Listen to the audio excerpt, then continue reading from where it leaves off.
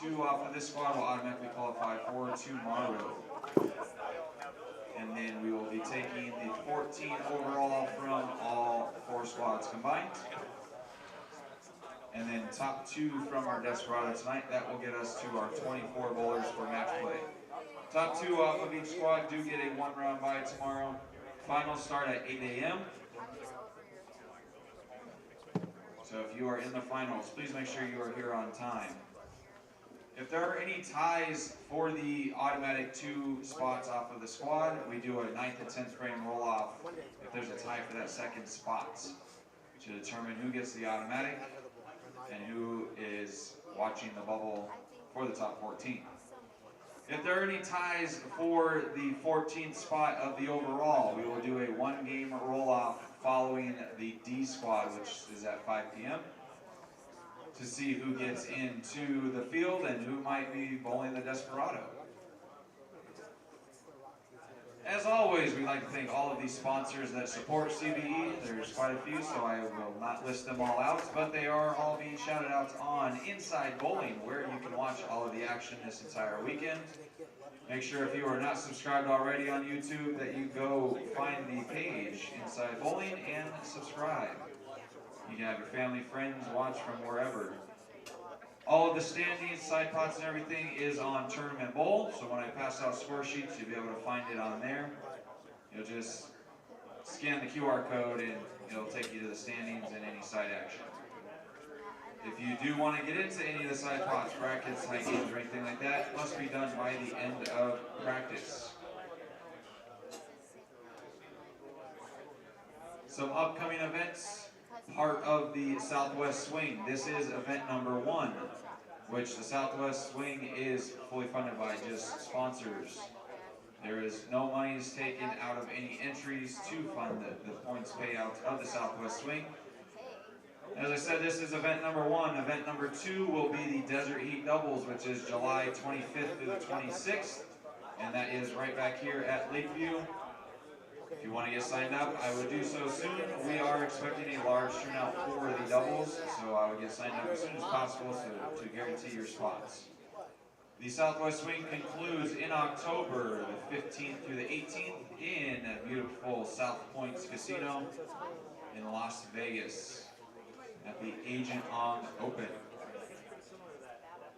And finally, it is just 1-lane courtesy. If you're expecting 2-lane, do not get upset if somebody jumps you because it is just 1 lane.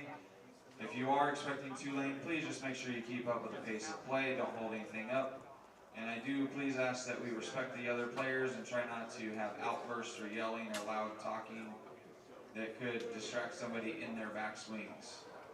And finally, some housekeeping. Please make sure we keep the pathway up here clear. That way anybody can walk through and not trip over any bags.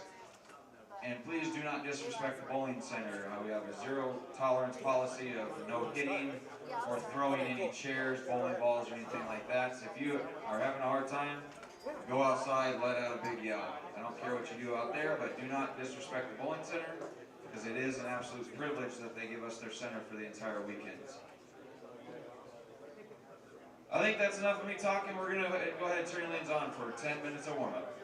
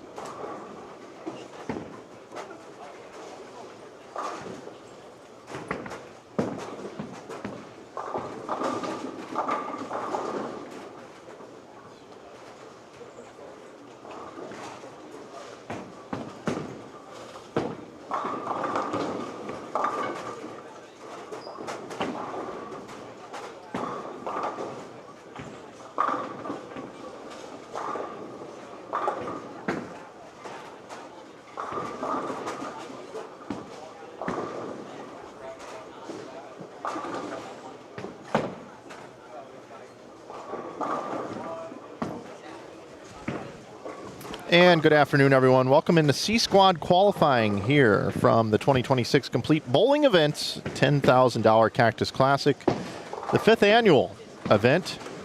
My name is Mike Flanagan on Inside Bowling, and I'm glad you're here with us over on YouTube, where we've been streaming for about 12 years. 109,000 subscribers and counting. Thank you so much to all that are subscribed and that watch competitive bowling on this network. We're here at Lakeview Lanes in Sun City, Arizona, a suburb of Phoenix. I'm going to give a shout out to our host here at Lakeview Lanes, Reed Gibbs. Thanks so much for providing the center here. For those that don't know, here Lakeview Lanes is part of a 55-plus community. It's a members-only bowling center. So for us to be able to come in and have a couple of big events a year here with the Desert Heat Doubles coming up next month as well, it's a true privilege and an honor. And we thank those in the community for allowing us to come in and have some competitive bowling here. We got some great fans here from the community that are coming out to watch as well. So had a chance to meet some of the league bowlers the other night when I was setting up. What a great group of people we have here in Sun City, Arizona. I highly recommend anybody looking for somewhere to move. Once you get to that age, this is a great place to settle in. Also want to thank our tournament director here from Complete Bowling Events out here in Arizona, Theo Douthit. He is outstanding. And it's been great working with him. First time working together, and he's a complete class act, has everything put together, organized well, and we appreciate him so much. And the promoter of the event, Carl Long, who'll be joining me later throughout the broadcast as well. Carl will be in here quite a bit. You get a chance to talk to him throughout the course of the weekend. Also, this tournament wouldn't be possible without some of our great sponsors. I want to thank them all real quick. I want to thank Brunswick for being the bowling equipment sponsor. I want to thank Apparel EFX for being the jersey sponsor of this event. Chuck's Painting here locally. If you're looking for some painting to get done, check out Chuck's Painting. Also want to thank Ramsey Auto Center, BroBQ, and Dawgs. That's one of Theo's labor of loves is that project, and boy, do they have some great food. Make sure you check them out if you're here in the area. And Agent Ong Team, My Home Group, and Schroeder Family Electric. Those are our sponsors that make this event even possible. The lane pattern here, they don't share the lane pattern. All I have is information about it. 40 feet in length, 28.5 milliliters of oil, 2-to-1 ratio. And whenever you get in that 40 range, that 38 to 42-ish range, and you allow urethane, which is allowed here, you're going to see a lot of it go down the lane, particularly on the left side of the lane. And we've had 2 300s in this event. They were both on the last squad, one by Ben Perry in game 1 of qualifying and Matt Zweig in round 3 of qualifying. Our past champions here this is the 5th year in 2022. Darren Tang took it home. Jacob Buttriff in 2023. Darren Tang took it home again in 2024. And last year, Greg Thompson Jr. won the event.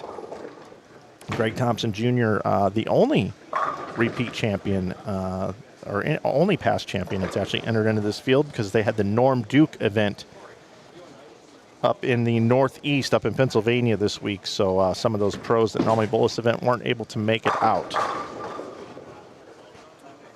Speaking of pros, as we get ready to get into game number 1, I am joined by a professional on the women's side of things. She's just coming off the U.S. Open, one of the most complex and unique events I may have ever seen in the history of professional women's bowling. But Brianna Cote is going to join me in the booth here for a little while before she gets out of here.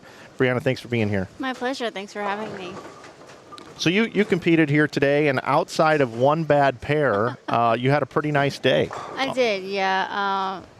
The mercy of bowling. You try your hardest not to hit a bad pair. Well, that did not happen for me. I did hit a bad pair. 7-8 was not my friend, but they were very playable as opposed to years past. I've bowled this event every year, and you know, there's a lot of urethane going down the lane, and as someone who is a low revert player who does not use urethane, that can get kind of tricky, and I fell victim to it on that pair. I thought I figured it out on the other pairs, but 7-8 just had my number today. And as Theo would say, 7-8 usually has my name in every building I go to. For some reason, he keeps putting me on that pair. Really? It's like a thing. But anyways, yeah, they're very playable. You know, it seems that I haven't seen much of the lefties. Our squad wasn't obviously this full right now, but people tend to stay a little bit further right, migrate maybe a little bit into the track. I bowled next to Cortez Shank, and he bowled phenomenal. He threw a concept the entire time, kind of kept it more in front of him, stay to the right, didn't really give it away, didn't really have a lot of angle. Like, he was just kind of doing his thing, and he bowled phenomenal. So as long as you can keep your angles pretty simple and make any kind of moves that you need to, if you see your ball do something kind of funky, there's definitely room out there for score. I definitely had some score out there in some games. So pair-to-pair is going to be the trick to getting into the top 2 for the bye, as well as getting into the remaining spots off just the overall score for the match play number of the top 24.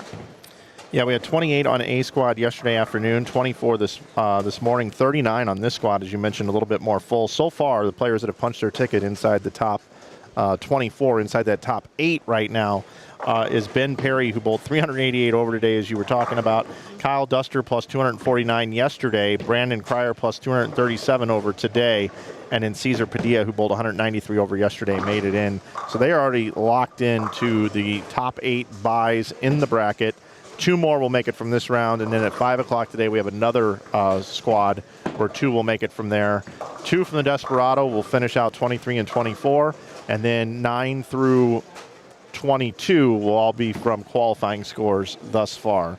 Other scores notable from that are already inside what I believe to be the number: Cortez Shank at plus 225, Alec Johnson at plus 215, Matt Zweig at 198. I think Matt Jones at 165 is in a pretty good spot right now, and I think Josh Kennedy is still going to be okay at plus 156. I would agree. Yeah, I know when I was in here last night bowling the Pro-Am, he was contemplating bowling again, and I'm like, I think you're going to be fine. You know, especially seeing how scores were this morning, and even with the scores yesterday, there was a big gap even between like him and the next person and the next person. There was such a big gap of scores that I'm like, I think you're good. I mean, it's gonna, you may be like middle of the pack if you want to say, but I don't think it's something that you need to re-bowl and potentially spend another entry fee when I think you're still going to be in a good position to make the match play rounds. I mean, could see how scores are ending up right now for the 12 o'clock squad and rethink for the 5 o'clock. But again, I think that's still a lot of score out here for the 7 games, and I think you should be pretty cozy into the match play rounds coming tomorrow morning. Taking a look here, lanes 9 and 10, 11 and 12. Looks like we have Miles Hamilton and Corey Rehus, Ron Schloss and Doug Irwin, along with Tyler Milbrandt and Derek Acuff, Michael Fitzgerald and Kyle Michalowski. Yeah, so we do see some, you know, I don't think there's, just by looking around, a couple re-entries from this morning. Drew definitely bowled this morning. I think a couple others that I saw down on the high end, but for the most part, a lot of first-time entrants, so you're going to get a really good idea of, I think, where scores are going to fall after this squad. And I was talking to Theo a little bit before the squad started about the 5 o'clock squad. I mean, probably going to get the majority of re-entries happening at the 5 o'clock squad, so not sure how much this is going to change scores because they're already going to have scores already in. So just kind of have to wait and see how it plays out and go from there. Derek Acuff, I just watched his last shot. He threw it way out to the left. It seemed like the players that were getting the best score, both left and right-handed, were playing more in between the second and third arrows, more in the track area. Yeah, I mean, this place tends to hook. We've bowled so many events here. I've bowled plenty here. The track definitely likes to take over. You know, I started in the track on the fresh, but then following the urethane, I kind of had to pick, like, am I going to go right of it or am I going to go left of it? And I found that left wasn't developed. It was still so flat, so I opted to go right of it. Had a pretty good look. So I think those are going to be your options of where to go. Again, where the field goes, how the field is playing, how they're playing each pair is going to kind of determine some things. But that is also what I saw for the most part. A lot more, you know, a lot more play going on. So I am just curious to see how they break down this afternoon versus this morning and even yesterday with about a third more bowlers. Yeah, multiple re-oils too. Yeah, multiple reloads. We always love that, right? Yep. It never changes, does it? No, never. Oh, It's the okay. same pattern Okay. every time, Same no matter pattern what. every time. Same time. Yes. Yes. So that's right. You know, we did have the Pro-Am last night, and the house shot was put down, and so we had that kind of happening with this morning, and then now it's re-oil. Just the tournament pattern was put down this morning, and same thing. Of course, it's a nice 110 outside. So It is. that may play a factor. It's a little toasty out there today. Well, but Bill O'Neill told me something a long time ago, and I think it rings true on every tour, doesn't matter who it is. The later in the day and the more times it gets put down, the more the fronts hook and they're tighter down lane. yeah, I mean, I've always been a believer that the more it gets put down, the truer it becomes, because it's kind of just getting more embedded into the pattern or into the lanes, and you just kind of see its true colors. It just kind of has to get a few runs going down the lane before you can really kind of see like where to play, what's being defined as like what the lanes are telling you where to play. Is it a topography thing? Are you battling topography in a building versus like what the condition is actually telling you need to play? There's so many factors going on. You know, fortunately for a lot of us here, we do bowl here a lot, so we kind of know the characteristics of this building. We have learned 3 and 4 is a good pair. It was a good pair yesterday. It was. Unfortunately, 1 and 2 is on play right now, but 1 and 2 generally is a good pair in this building as well, which 1 and 2 is usually not a good pair in a lot of buildings. So, yeah, lots of information. Now, before we get too far along here, and I know I talked to you about this a little bit, but your husband Randy runs Apparel EFX. He does, yes. That is, we are going on 12 years of having that business, something that he came up with all on his own and decided to do it, and I'm very proud of everything he's done with it. And, you know, I'm like his biggest cheerleader with it, but also help him when the endeavors that we do with it. And, you know, he's always striving to be different and creative and do different things in the apparel world, whether, you know, bowling jerseys, it could be any other kind of sports jerseys. And so it's, if you're looking for a new one, there is a huge sale this weekend. Okay. It is, you know, Father's Day weekend, so we are, you know, promoting the dads. There's plenty of dads out there, so thank all the dads for everything they've done. EFX.co, so the sale runs all weekend, and I believe it did start. So please head on over there and, you know, see what you can get, some goodies for your dad. Apparel EFX. I have here raising the bar for bowling apparel. Bowling apparel was an afterthought for too long. Bland, generic, built for nobody in particular. EFX was started to change that. Every jersey made is custom fit, and made to order for someone who takes the sport seriously. That's right, yes. If you're like me, I don't get to see my jersey designs until they come home. So it's like a surprise. It's like a Cracker Jack box. You never know. Never know what you're going to get. I think that's Forrest Gump, actually. Yeah. Well, I'm just saying, like, you know, I don't know what they look like until I open the package, and then it's pretty cool. So. So let's talk about the women's tour a little bit since I got you. Definitely. How's your season so far? My season has been a roller coaster. You know, it's battling some health issues, which did not anticipate hindering my bowling, but, you know, I think subconsciously it did. And so battling through that, but I was very happy with my finish at the U.S. Open. It was a very tough U.S. Open. Worked my tail off to make the first cut, the second cut, and then worked my way up to a 13th place finish. So at one of the hardest tournaments there is to win. And but yeah, it's been an interesting one, and but that happens, right? I mean, we have good years, we have not so good years, we have surprising years. This is my 11th year. It's really weird to say that I've been Isn't it? I'm old. It's so weird to say I'm on tour for 11 years. But yeah, so I'm no spring chicken anymore, and I'm coming to realize that pretty quick here. Well, to those that don't know, Brianna is a 5-time PWBA, six-time. Their website's backwards. So Yeah. 6 total titles, 1 major, 5 regular titles. Correct. And that 2023 U.S. Women's Open up in Rochester. That's right. Yeah, that was a doozy of a final, let me tell you.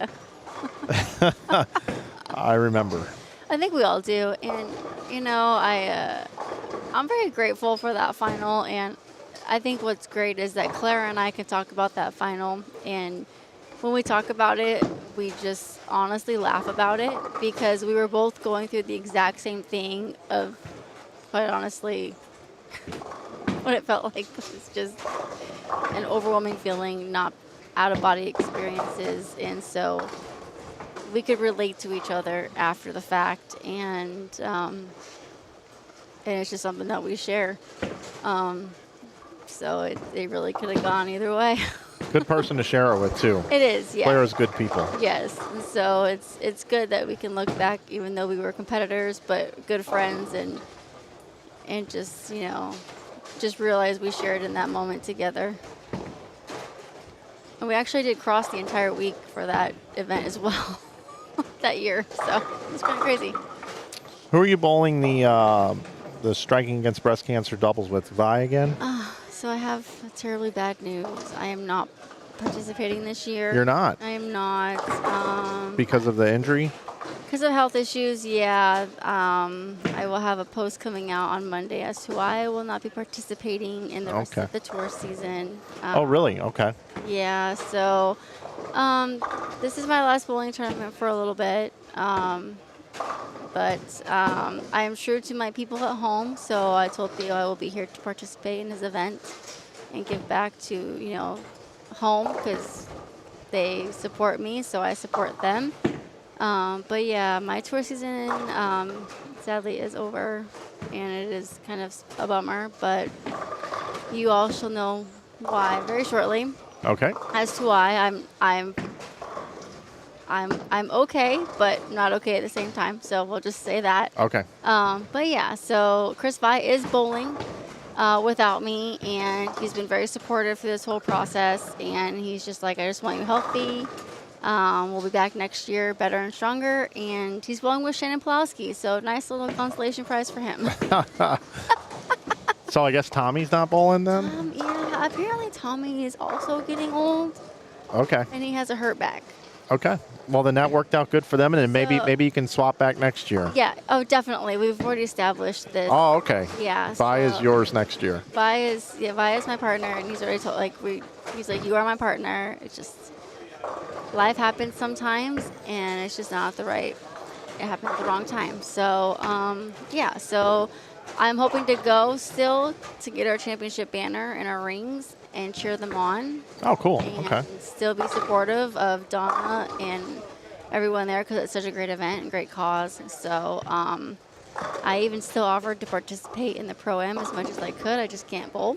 And yeah, so that's kind of where we're at. So it is a bummer I have to miss my favorite tournament of the year, but I will be back. Well, whatever it is you're dealing with, on behalf of not only myself, but all the people watching, we hope everything goes as smooth as possible. Thank you. And that next year, you're the PWBA Player of the Year. You know, that'd be great. How about that? I've done that before, so unexpectedly. So that would be great, you know.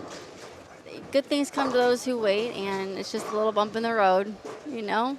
So I'm very fortunate I got to bowl as many events as I did this year as I did. So I didn't think I was honestly bowling much of the tour season this year. So very grateful for a good group of doctors to get me on the lanes for as much as they possibly could. How far is home away from here for you? I am 2 hours exactly. Are you really? Yeah. So what part are you in then? So I'm in Tucson, but I'm on like the outskirts of Tucson and Marina. Okay. So I'm on the closer to Phoenix side of Tucson. Got it. So yeah, since we're kind of out here, you know, where we are here at Lakeview Lanes, the Sun City of the senior citizen retirement area, it's a little outskirts. Phoenix, like out there.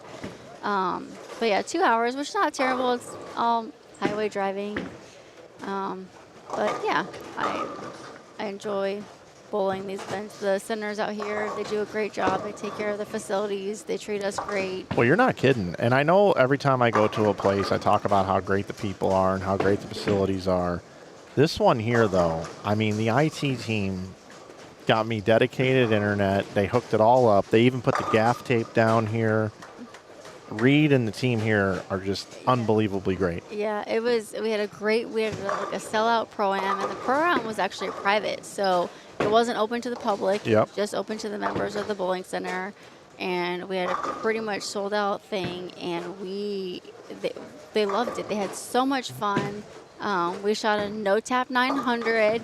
That's amazing. It was Kevin Jenkins got us started, and then Matt Jones was game 2, and then I was game 3. Oh, you were the anchor. I was the anchor, and I was so nervous. You had all the pressure on you. I walk over, and I'm like 600 for 2. Wow. I'm like, I know it's just no-tap, but still, you know, I still got to get 9. But yes, and they were super excited because they were like, they're going to shoot 900, and they're writing it down on their score sheet. And I'm like, I still have to bowl a 10th frame, but okay. But yeah, so they had a great time, great people, and they were just so welcoming. And they're like, thank you for coming. And you know, it's always good that we can have that interaction with them. And they opened up the center to us for these 3 days because, you know, like I said, it's essentially a private center. And we took their time away from them over the weekend. And yeah, they had a great time last night.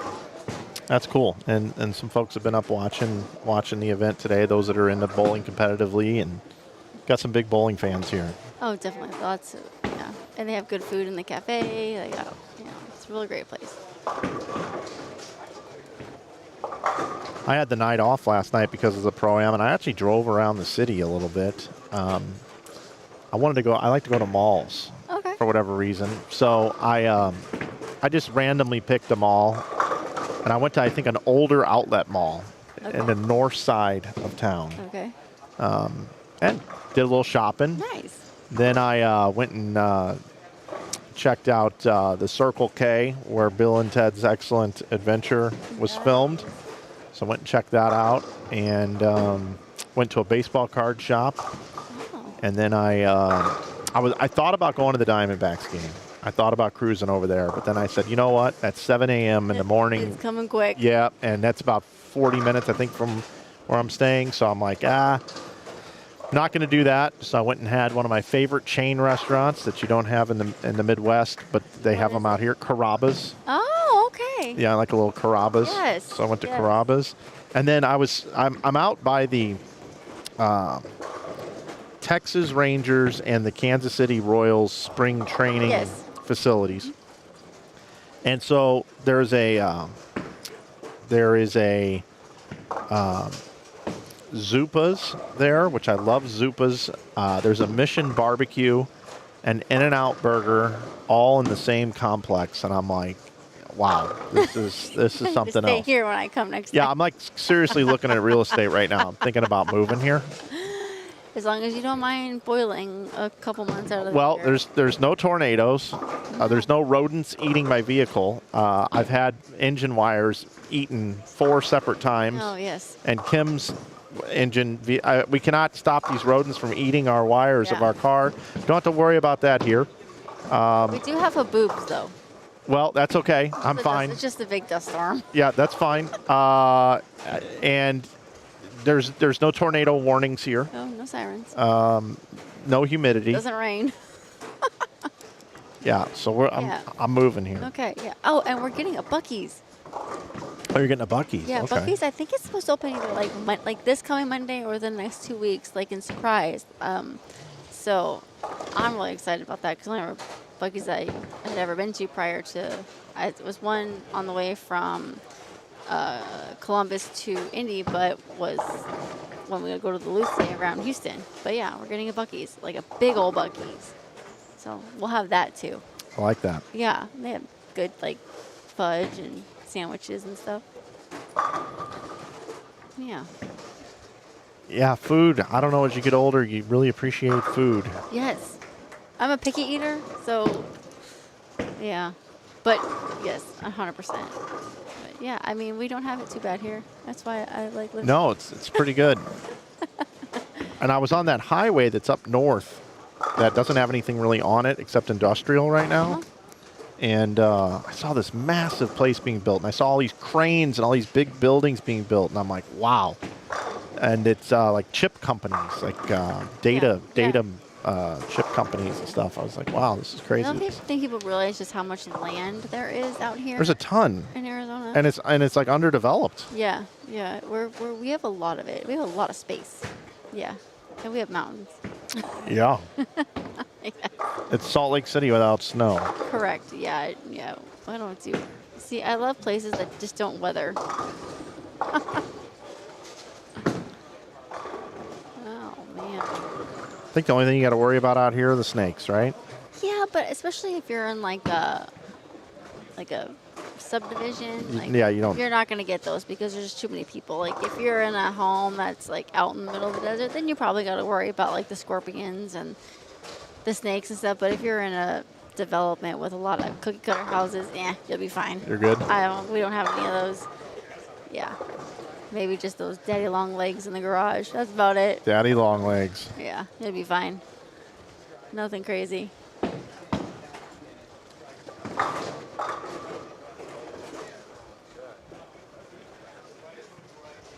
don't see too many high scores like right in front of me. That's where I was going too. This lefty here, they were telling me about this guy. This week was telling me about him. Yes. Who is that? That's Miles Hamilton? Yes. And I mean, he's got 240 going this game, but yeah, he can shoot 249. But yeah. it's like the highest game I can see in like 5 pairs. Yeah, they were saying, watch out for the guy in a ponytail dressed in all black. And I'm like, okay. Yeah, and he's pretty like soft and smooth with it. Another guy we're probably going to have to watch out for in the evening is going to be Brett Wolf. But yeah. Yeah, the thing that I'm seeing from both the lefties and the right-handers, you really don't want to play too far out. Now, I know you had a pretty good look out, kind of going up at him with big ball. What ball were you in? Reality, yeah, you were in that big ball. And that worked pretty well for you. But most everybody else especially the two-handers and that need to be a little bit more towards the track area, 15 to 10. Yeah, definitely. Yeah, and it could just lots of different variables, lower rev rate, lower speed. I throw 14 pounds, so that sometimes helps me and hinders me at the same time. But they were just a little bit inside of me at that point. But yeah, I didn't see. Mikey McQuiston here bowled 171, and he bowled the other day, and he put together a couple of nice games. Yeah. I mean, there's score out there. There really is. You just got to get, I think he's a little too far left, in my opinion, right now. I think he needs to bump a little bit to the right. So Mikey bowled 119, 191, 138, and then came over to the stream pairs and bowled 266. And then 188, 156, 188. I told him, I said, man, you got to put together these games today. He was doing it for the viewers. He was. 266? I told Tez the other, I think when he was bowling, he left something. I said, pick it up for the viewers. Gotta do something cool on the live stream pairs. This live streaming, man, this has come a long way too. It has. I mean, I'm grateful for it. If people get to watch from all over the place, whether it's family or friends, and back in the day, even like when I was in college, if you didn't go to the events, like you couldn't watch it. Now you can watch live streaming of college events, which is pretty cool.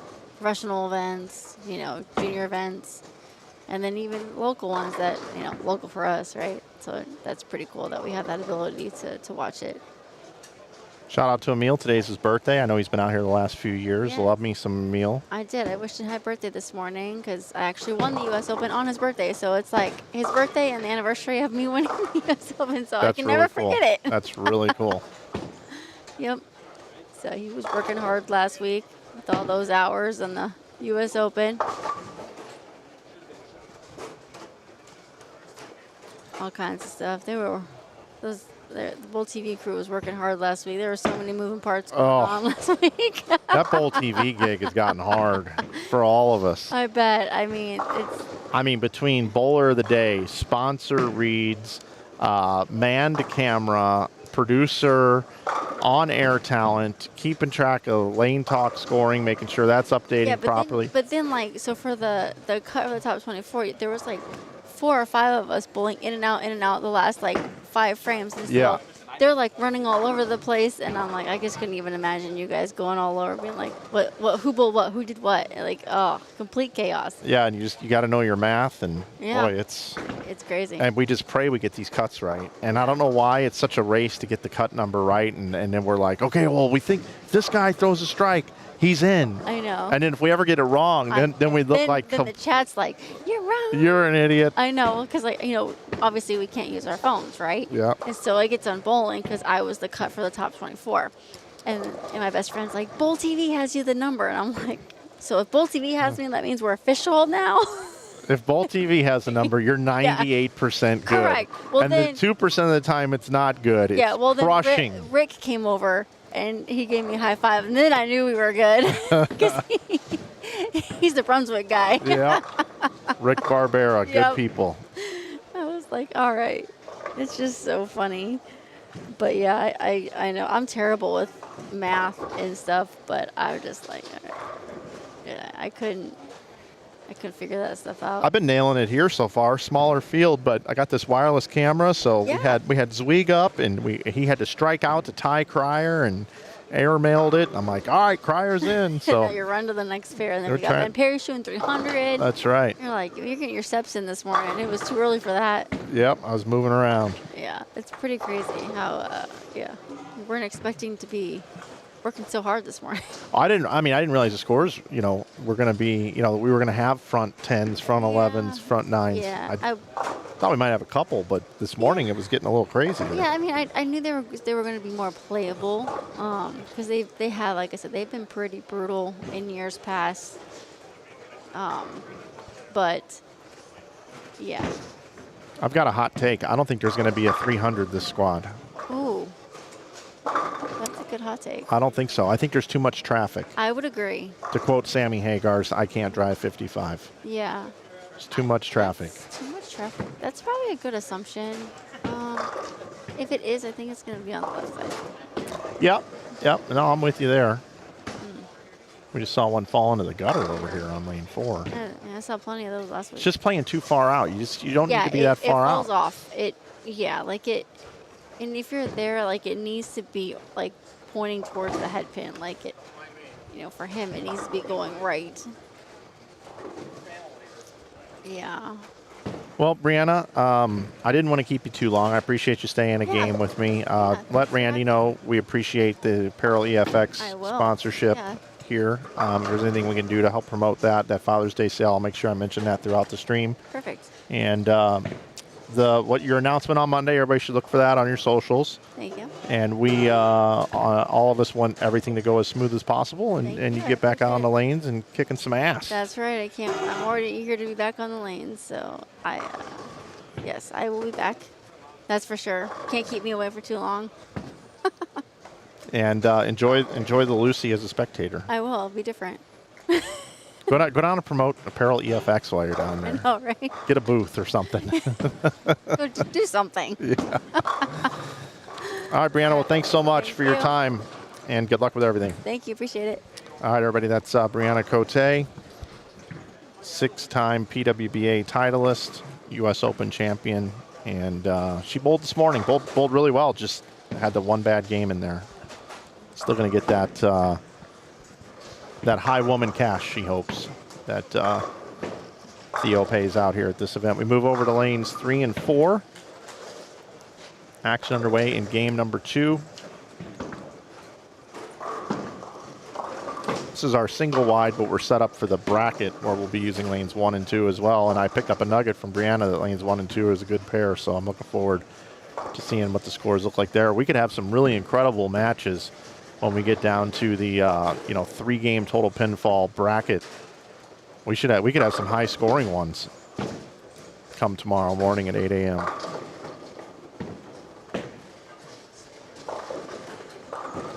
I do want to pop up our scores through 2 rounds, through 2 squads. That's what it shakes out and looks like right now.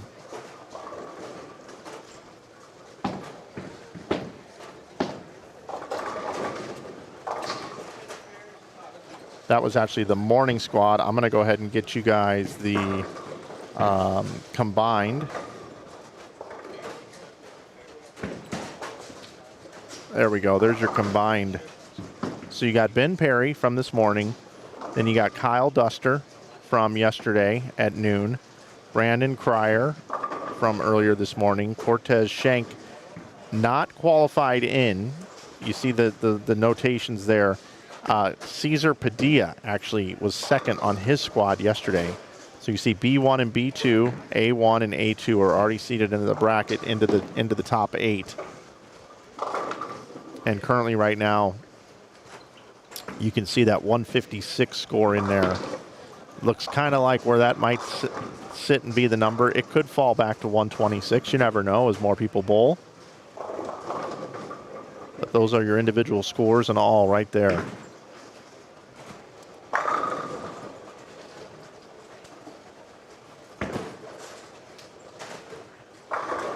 We will bounce out of here, and we will move to the right after this shot right here. Almost got that 3 to fall out. I'm going to make a quick adjustment to my cameras, and I will be right back with more coverage here from the 10,000 Cactus Classic here at Lakeview Lanes.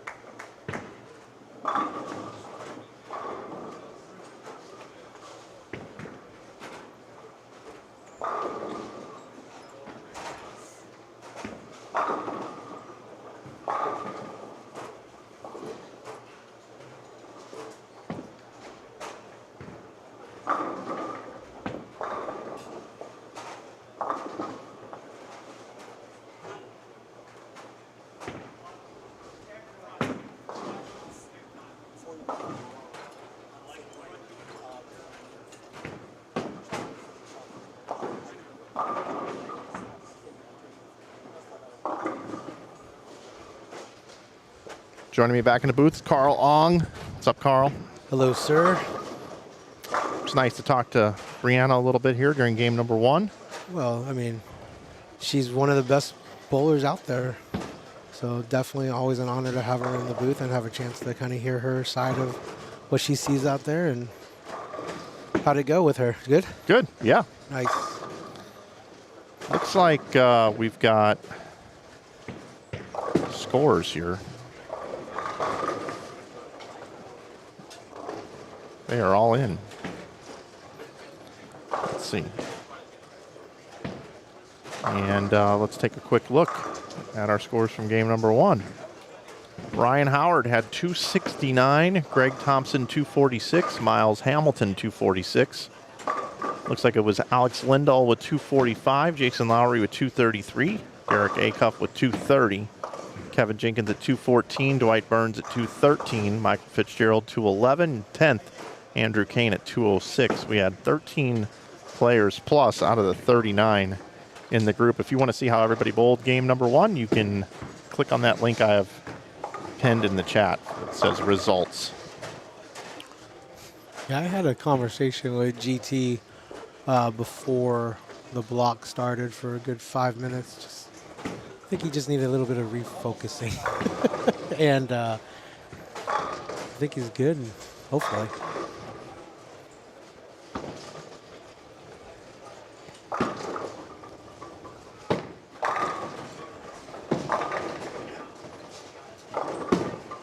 I want to thank Ramsey Auto for being a sponsor of this event. The Cactus Classic oil pattern is kind of a lot like working on your own car. From a distance, it looks pretty straightforward, then reality shows up. One missed mark turns into a split. One bad guess turns into a pile of parts that didn't fix the problem. That's why the best bowlers don't rely on luck, and the best repair shops don't rely on guesswork. At Ramsey Auto Center, they've been diagnosing vehicles the same way great bowlers attack a tough pattern, by reading what's actually happening with your car, making the right adjustments, and staying out of the gutter. Good luck to all the bowlers this weekend. You're going to earn every strike from your friends over at Ramsey Auto.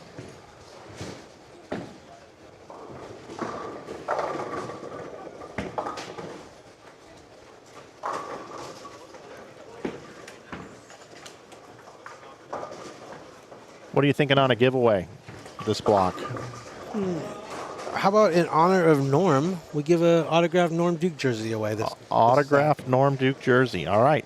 To enter into that, go to agentongopen.com and fill out the little red pop-up there.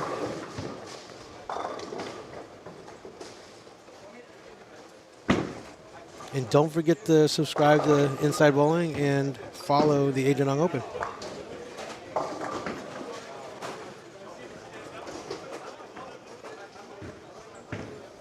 Theo's on it, man. All those scores in game one. Last squad, he took a break. Yeah, he took a 7 a.m. break. I think he needed some time to wake up, because, but yeah, he's good now. What time did he get here? Like 6? I was here at 5:45. Wow. And they were waiting for I was waiting for the doors to open. You guys. Theo got here right at 6. What time did you go to bed? I had a hard time sleeping last night, to be honest. Did you? Yeah.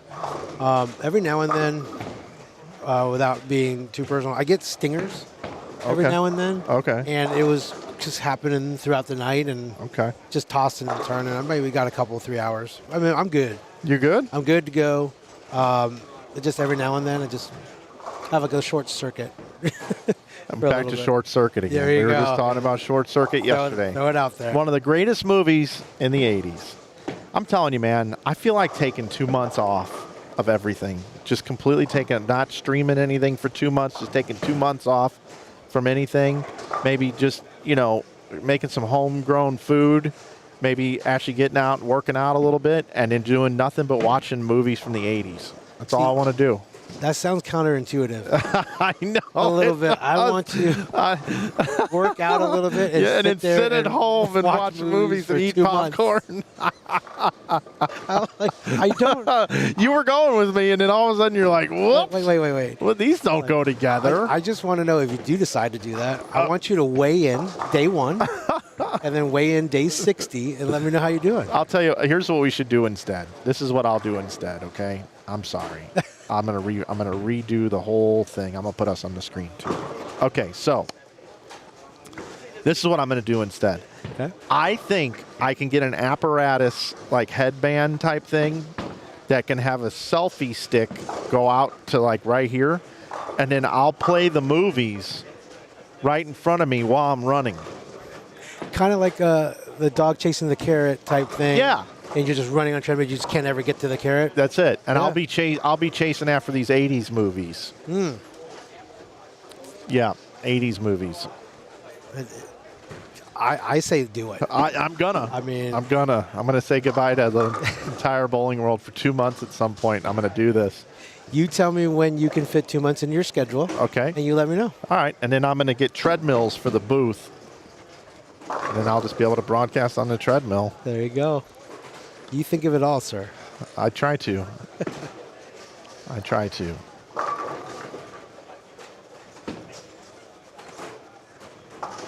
What are some of your favorite 80s movies of all time? Oh boy. I know. That's a really loaded question. I would tell you that some of them are going to be really like off the wall. Good. Probably. Good. That's what I want to hear. Do you remember Breakin'? Yeah. Breakin', Breakin' 2, Electric Boogaloo, Okay. Rad, I was going to say Rad. That was one of the ones I was just going to say. Last Dragon. Send Me an Angel. Yep. Last Dragon. Last Dragon. I know that one.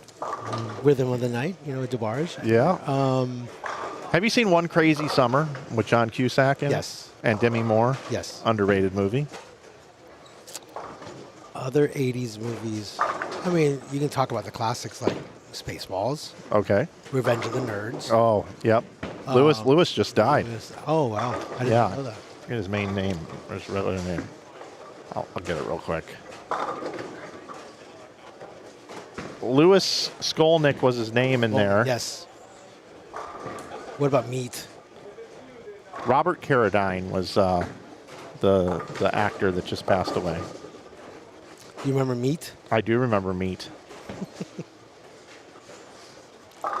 See, we keep dating ourselves, Mike. How about a little Gleaming the Cube? Oh, wow. Christian Slater. Oh, great one. How about Pump Up the Volume with Christian Yes. Slater as well? You ever seen Judgment Night with Emilio Estevez and Cuba Gooding Jr.? Sounds familiar. You got to write that one down on Yeah, I'm your gonna have- Jeremy yeah. Piven's in that as well. I'll have to get on that. I don't know if I've seen that. There's a movie called Revenge with Kevin Costner in it as well. That one there, that's a doozy. That's a doozy. He gets himself into some trouble in that one. Fun tidbit. My wife, Kathy, which I've been married to almost 20 years, Congratulations, has by the way. never watched Christmas Story. Really? I'm offended. And you just decided to call her out right now? Oh, yeah. We were talking about classic movies that everyone in the world's seen, right?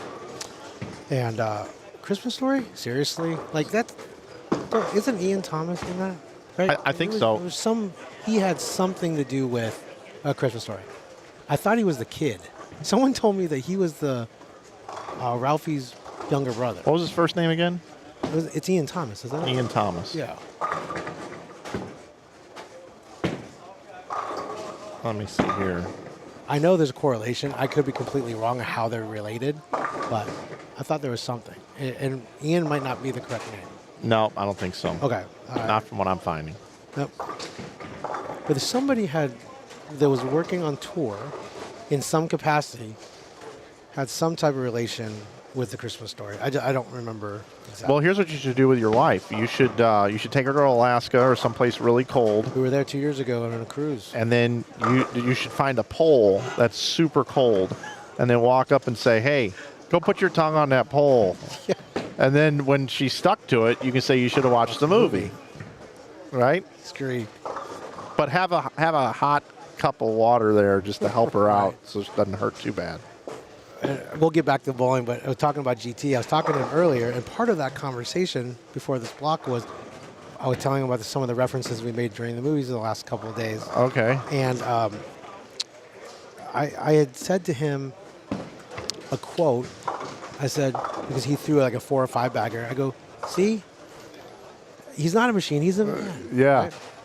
And he goes, what is that from? Oh no! And I said, what? You got to be kidding No. me! He's never seen Oh no! a Star Wars. He's never seen a Rocky. And then I said, what's your favorite movie of all time? You're not going to believe it. His favorite movie of all time? I'm gonna guess like Friday or something. He said, that's the funniest thing you say that. He says his friends forced him to watch it because he's never seen that either. You've never seen Friday? Until people sat him down and forced him to watch it. Wow. Obviously not a movie guy. No. However, he told me his favorite movie was Avatar. Okay. I'm like, why?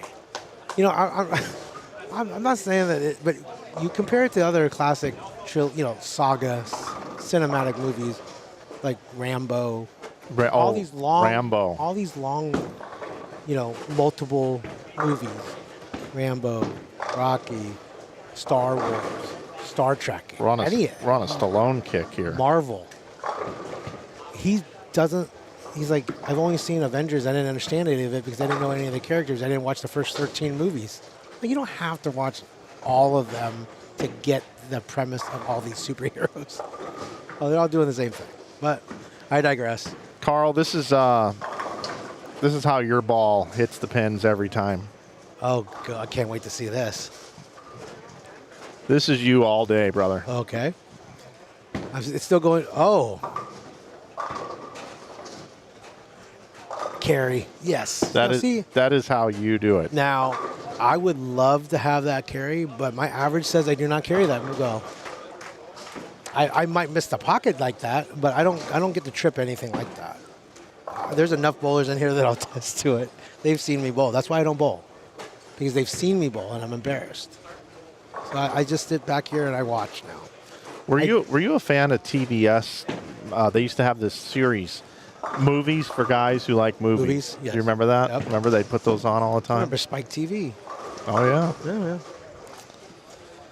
Yep. I think I'm going to watch the first half of one of the Rockies on the break. Rocky 3 and 4 are still my favorites. Gotta like T and the Russian. I don't know. Just Clubber Lang and I actually went to Rocky's home that's cool. when I was in Philadelphia. I like to go to movie sites.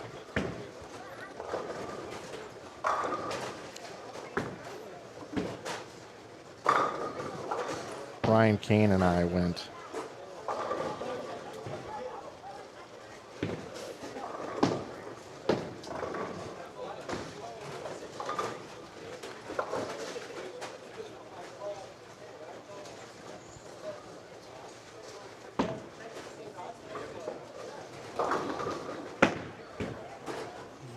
Score really quick while you do that.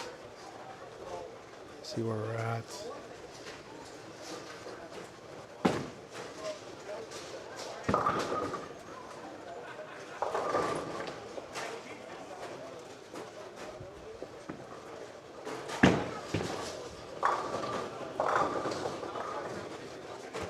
So just to recap everyone back home, your top 10 after game one is Ryan Howard, 269. Greg Thompson Jr., 246. Miles Hamilton tied also with 246. Alex Lindahl, 245. Jason Lowry, 233. Derek Acuff, 230. Kevin Jenkins, 214. Dwight Burns, 213. Michael Fitzgerald, 211. And Andrew Kane rounding out the top 10 at 206.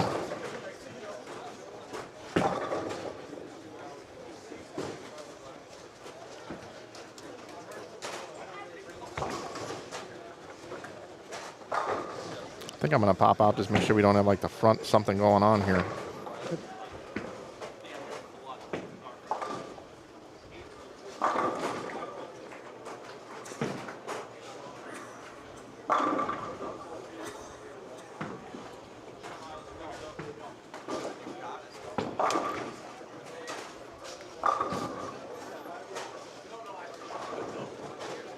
Going to say hello to a couple people in the chat. We have Steph Bollard's been pretty much with us since the start.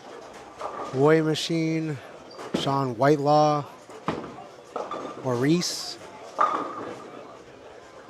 Mandy, JJ. What's up, JJ? How are you? And I manage my Sinners and Hardbody. And Mr. Kyle Ponzo, year 2 winner of the Agent Ong Open, strikes back. So Ryan Howard had the front 10 down there and got 9. So he's going to go 260, 280? Yeah. Wow. Yeah, I got a chance to talk to him before the block started. He's like, yeah, I thought my 50 was good last night. And he's like, I'm here. And smart move, because he is crushing them, apparently. He's having a Ben Perry-like-esque start. He sure is.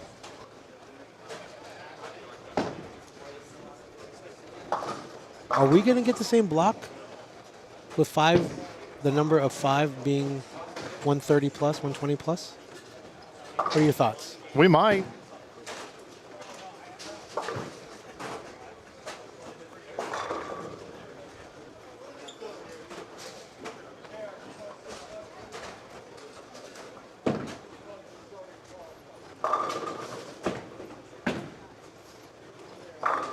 I think Game 7 is a good game every game to give a prize away. That way, we're toward the end. Yeah, of the towards the end. action. Yep. We're waiting to see what the bubble is going to look like. Potentially a moving target. We can talk about that. Yeah, let's just Game 7. So we were talking about the Rocky movies. Yes, There I am, that's great. right out front of Rocky Steps in Philadelphia. That's awesome. Yeah, pretty cool.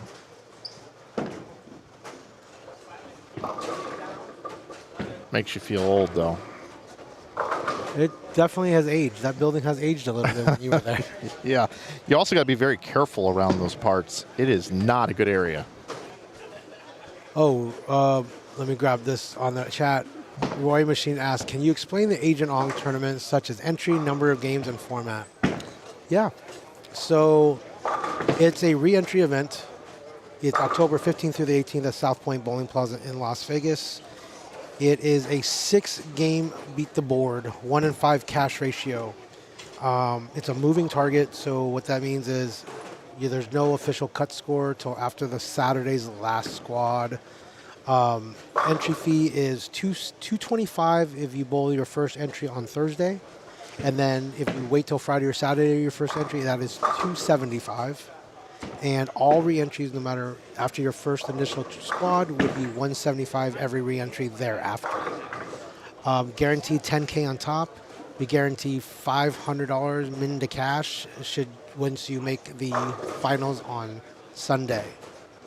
That's just how you get to Sunday, just 6-game qualifiers. We have sweepers Thursday and Friday night, $100 each, guaranteed $1,000 on first for 4 individual sweepers. We have an action match with Kyle Troop as well Wednesday night.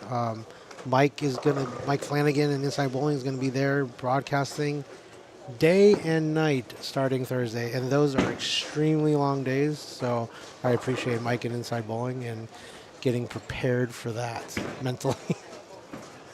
Yep. I'll be doing it. But more information at agentongopen.com and our Facebook page at Agent Ong Open. I'll tell you what's interesting is I've been starting to think about how to present bowling tournaments and how to provide the best value. So like Ron Moore's events that we just announced last week, I'm not going to stream qualifying. I'm only going to stream his advancers round and his step ladders. But I also don't have to bring anybody with me because there's no way for 10 days that I could possibly be by yourself. Stream from 7 in the morning until 10 o'clock at night. Impossible. You'd have to have a team for that. So I'm going to go do it, but I just got to work like normal 8-hour shifts instead of 12 or 13 hours. And it works for him because, there's not an added expense of multiple people. So it's to do it for a couple days is fine, but to do it for 9 or 10, whew. No, you can't marathon run like that, right? I mean, there's a limit. So I think my format for a production side is pretty maxed out for you. Yeah. I really think that, and even if you had a partner, they'd have to be you in regards. Yeah, they'd have to be able to maneuver and make changes on the fly. Should a camera go down? Should you have to change something on the board?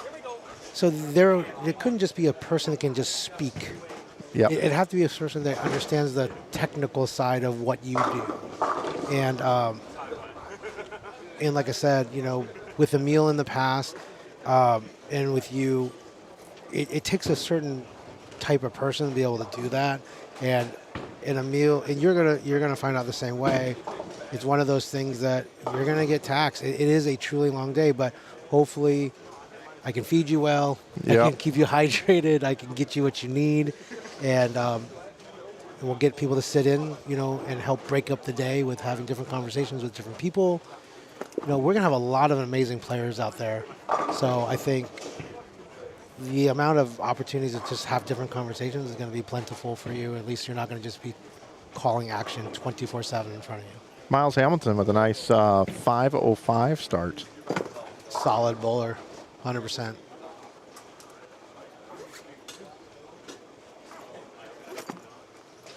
crushing them. I appreciate the kind words, Roy. I definitely appreciate that, and hopefully we will see you out here at the Desert Heat Doubles next month in July and the Adrian Open in October. But again, thank you for the kind words.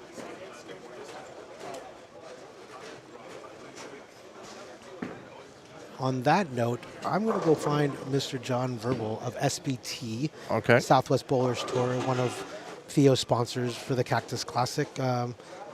Get him in here and kind of chit-chat it up with you a little bit, since he did participate yesterday as well. I'll be right back.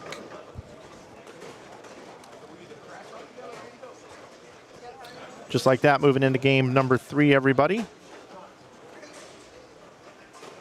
It's taking them about 20 minutes a game to bowl. That is, or excuse me, 30 minutes a game to bowl, I should say. So 3.5 hours, that'll put us done in about, I don't know, 3:30, 3:45, something like that. Back again at 5, and then Desperado at 9.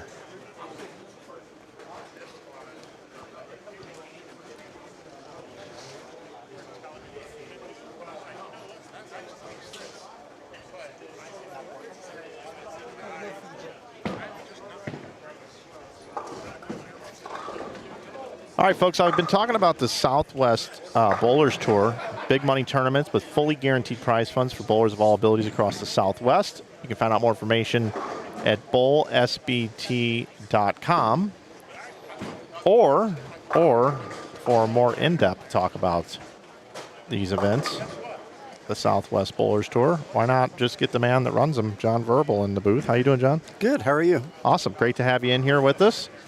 Thanks for supporting this one here, and thanks for all you do for bowling. Appreciate that. Theo's been doing great work here in the Valley for a long time. I've known him for quite a while and supported this event. At one time, I actually bowled halfway decent in this event, but that was not yesterday. So, but yeah, it's good to be here. Thank you. Yeah, it's my first time coming out to cover these events, and you know I've enjoyed it so far. You know, Phoenix area has quite a few people that really like bowling. It's a really, I think most people are surprised. We have a lot of really good bowlers here. You know, this is a very strong bowling town. There's not a lot to do here in the summer, obviously, outside, unless you're going to go up to the mountains or run to California. So it's a great time actually to have this event here in the Valley. But yeah. So tell me a little bit about the events that you run. So yeah, our events are, first of all, not just here in Arizona, although we are focused here because we're based here. We also have some events in California, Nevada as well. They're focused on a much wider breadth of bowlers. I was actually looking around this field today, and about half of the bowlers here have bowled my events because we do have a scratch division. We have a senior division, and we have 2 handicap divisions, higher and lower average bowlers. And so it's more of a sprint format. We go 3 games. We have multiple squads. We have kind of 2 different types of events that we run. We have single-day events that we call Saturday shootouts. Mm-hmm. And then we have our classic events that are multi-day events.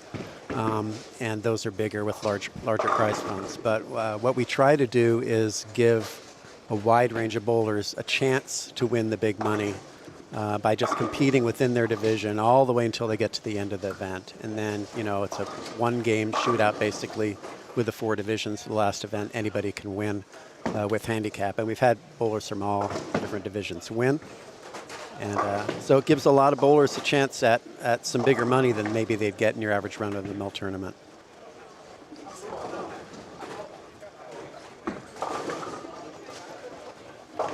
Looking at your website here, bowlsbt.com. You just had, you have an event coming up that's going to be on the PBA Junior McEwen pattern, huh? Yeah, that's this coming weekend actually in Tucson. So at Lucky Strike Bowl, very much looking forward to going down there. It's a great bowling community down there as well. It's an independent center. And yeah, we do challenge patterns on these single-day events. We do sport patterns on our bigger money events, but somebody will be shooting for $2,500 in that single-day event this Saturday, as is true of every one of our single-day events. But our progressive pot is where it's really pretty cool. somebody could win $5,500 in a single day event with the progressive pot where it is now. We had somebody at our last event at Cliff Castle, actually north of Phoenix, on the way to the mountains. I don't know how familiar you are with Arizona, Mike, but you drive I-70 north to Flagstaff, or I-17 rather, north to Flagstaff, and there's a nice little casino there. They have a bowling center. We ran an event this past weekend. Oh, nice. And the champion got the first 2 strikes of the 3 needed to break the pot. And we kind of do a deal or no deal thing where if you keep going, you have a chance to break it, but if you don't, you lose a bit of it, and he missed on the last strike. So most of that pot carried over. And so, yeah, $5,500 is not bad for a single-day event. No, it's awesome. Yeah. What's the entry fee for those? $99 if you enter by the Wednesday before the event. So online, you register on our portal page, and it's $99. And then re-entries are less than that. If you wait until after early registration, then it's $109. So pretty good price payout ratio. Yeah, I'm sure. 55 to 1 potentially. Yep. Yeah. You have to pay $10 to get in that progressive pot. Okay. It's optional. If you don't get in it, you still get $2,000 first place. And then we run bigger events. I don't know if you're familiar with Morongo in California. Do you know where that is? Yeah. Yeah, so we ran an event there. That's going to be growing, but is an 8K event. We gave out $8,000 to first place winner who was from one of our handicap divisions, and she pulled it out and bowled great in the final. And so that's going to 10K next year. We're going there at the end of March every year. Got an event coming up here, and actually one of my sponsors here, Mark Bakanowski with Jake's Auto Repair, they're sponsoring the Jake's Auto Labor Day Classic that we're going to be bowling here in the Valley over Labor Day, and that'll be a $6,000 first place event.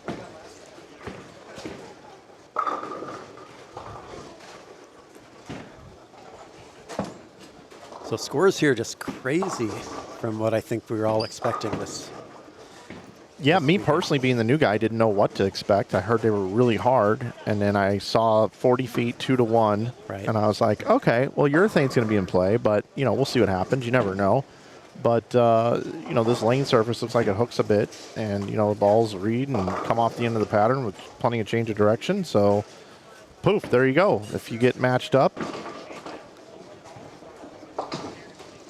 Yeah, I've been hearing this whole lefty thing. Then I look at past champions, Darren Tang, and Jacob Buttriff was left-handed, Darren Tang, Greg Thompson Jr.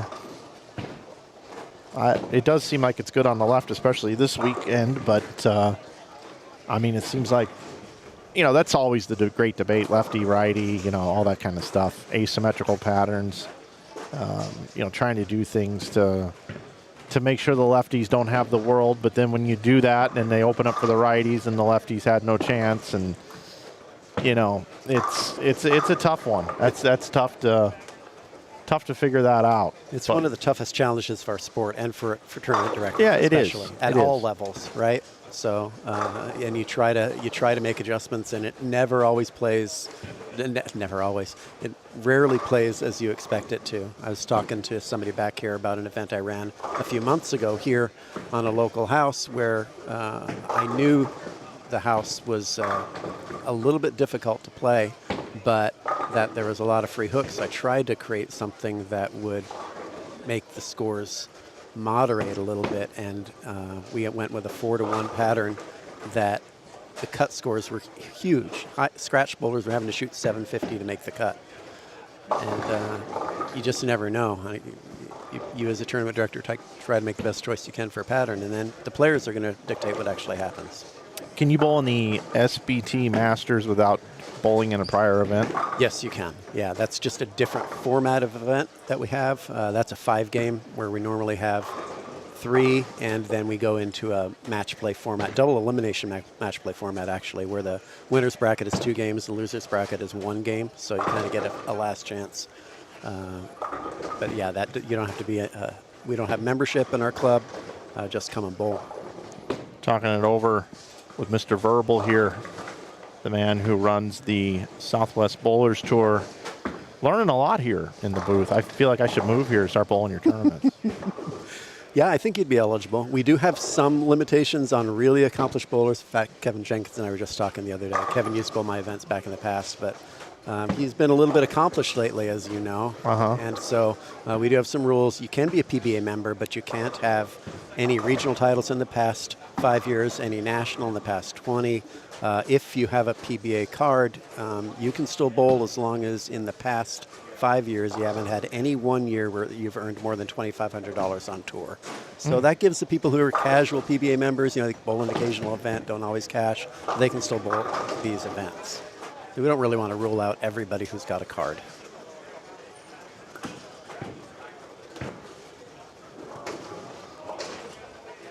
And Mike Jones here right in front of us is a really good bowler. He actually bowls my events, and I cannot believe how I completely lost. Is he on the camera here? Yeah, it looks like it fell off his hand or something. Yeah. I just saw the aftermath. It looked to be for me here.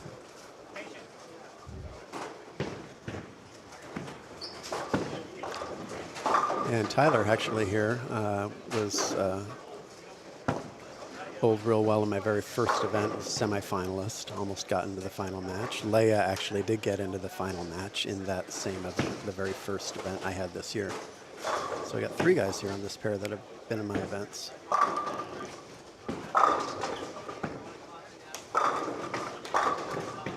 And that ball just never wanted to hook for Derek. He started out real strong on the first pair, and then he just lost the look after a few frames.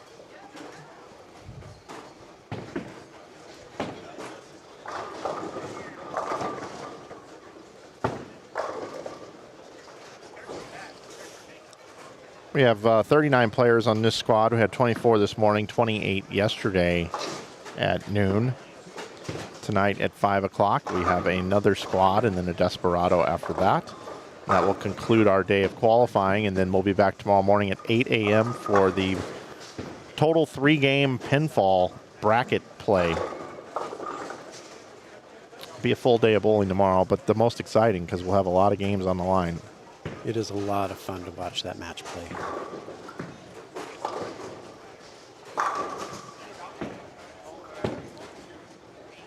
Have you had a chance to check out any Inside Bowling events online?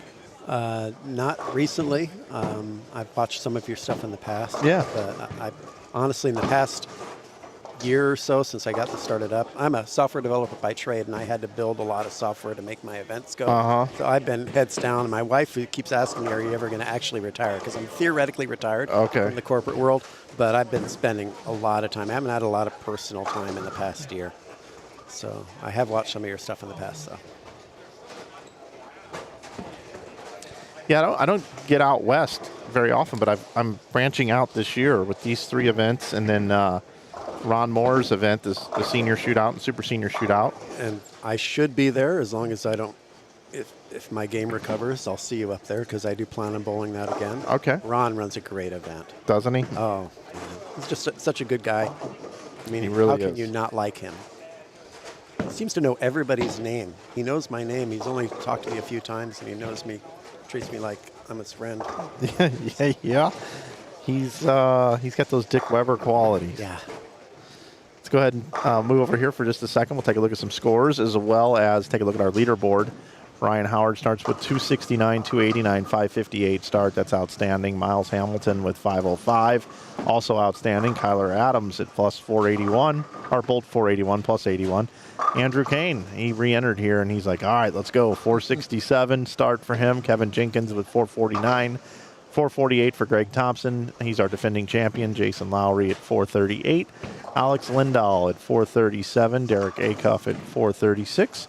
And Michael Arce, he is at 22 over. And you see the rest of the scores there. Game 3, though, seems to be quite a transition game as we look around. Seeing some players that have it, not have it now. Derek Acuff being one of them. We just saw Mike Jones miss the head pin right. Very easy to do. Yeah.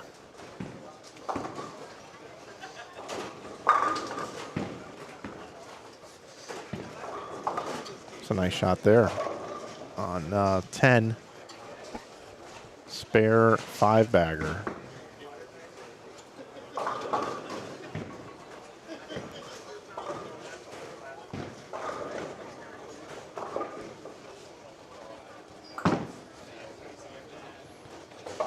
how many are signed up for the 5 p.m. squad? That link that I sent you should be able to tell you that. That link that's pinned in the chat. Let's see. If you go down to 5 o'clock, roster.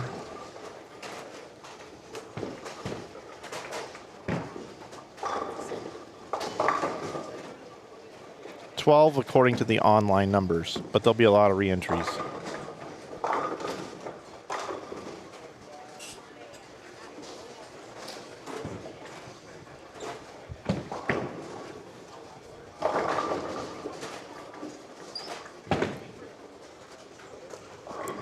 So have you been to the Phoenix area much before? I know in the summer is not necessarily the greatest time to come. You were saying you were enjoying the heat when I was listening to you. Yeah, I don't mind. I don't mind it at all.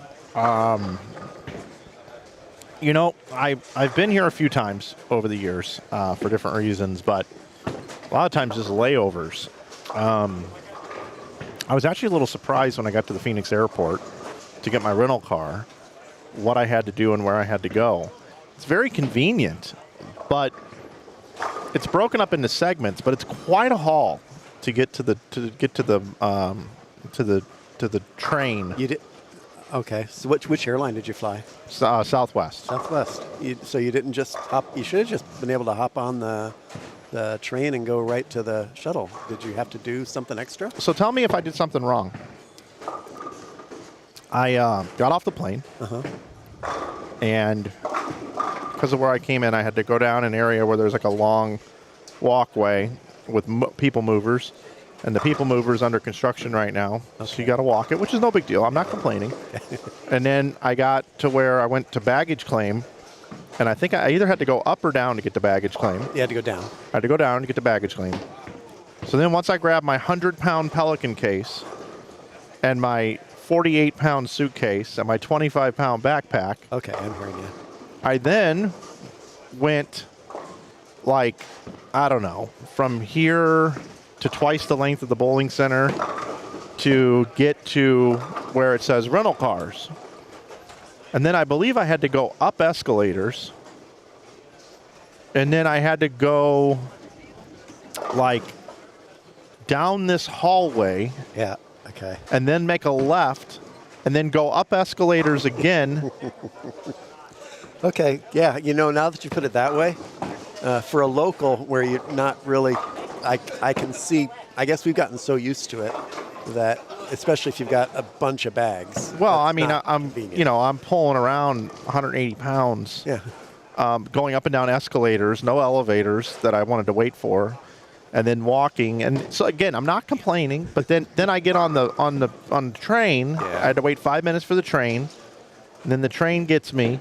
And then we stop at another terminal. Right. And then we stop at something called 54th or something, 50-something spot. What I had no idea what it was. And then we get to the rental car. Then you go in, you got to kind of walk over to the rental car center. Then you go down a really long escalator and then out to the fast break. And then they tell me where to get my car. And it's like, I'm at like Z, and they're like, oh, you got to go to Q.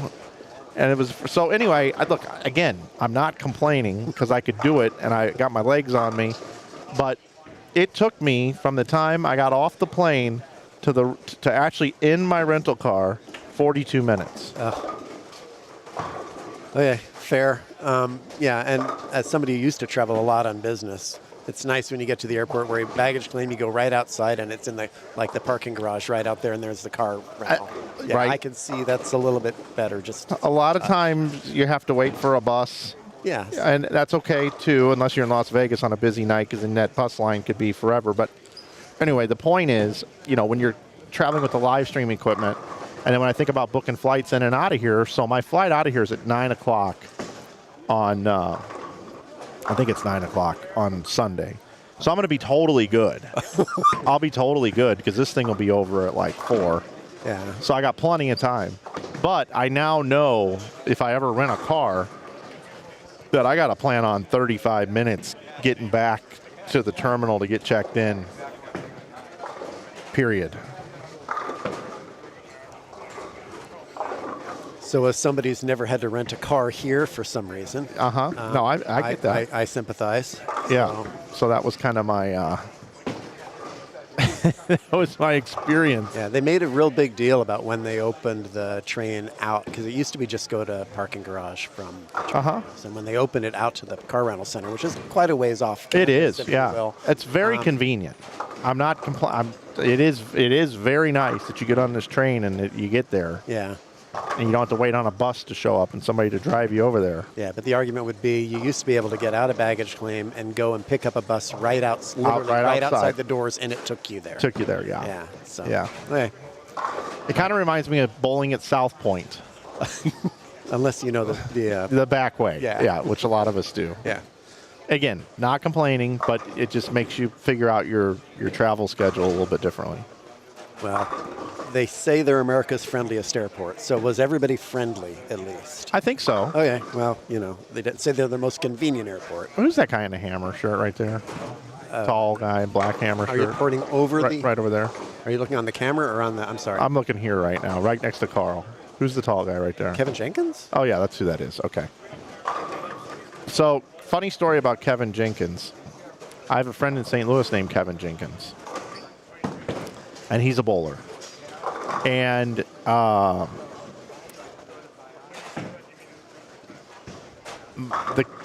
sent that Kevin Jenkins a message that was supposed to be for the other Kevin Jenkins, and they don't look anything alike. I was just in a hurry.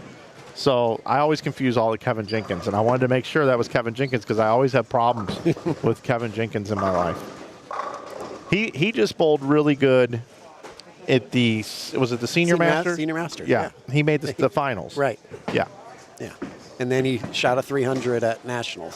That's right. Because he's just having a rough month. Yeah, and now he's working on 290 this game. Yeah.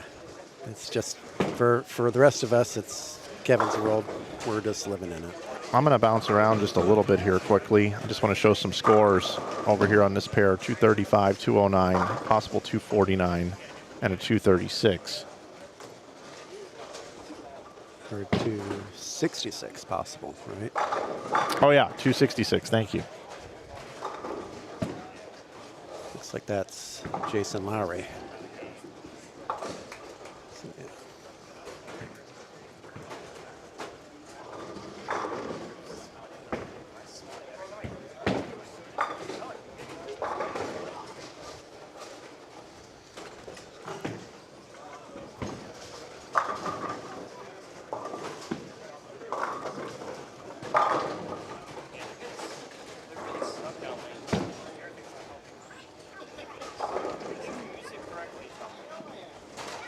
It feels like the 5 o'clock squad right now, but it's the 12 o'clock squad.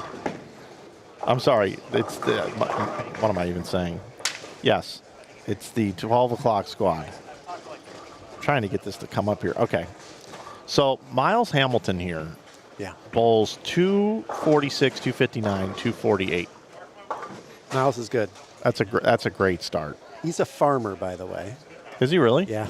Yeah. Lives in Arizona City, farming family. So that's what he does for a living. It's like you don't find too many people that are farmers in the city anymore, but he's technically not in the city. Good dude, though. Greg Thompson can only bowl 183 here. Wow. Didn't have that on my bingo card. Especially second try at this. Right. Yeah, I saw you starting to play around in the previous squad, just trying to figure things out. But Yeah. Might be a little wide down lane there. Trips the 2-pin, but. And then back over here. Kevin Jenkins gets the first hit in the 10th.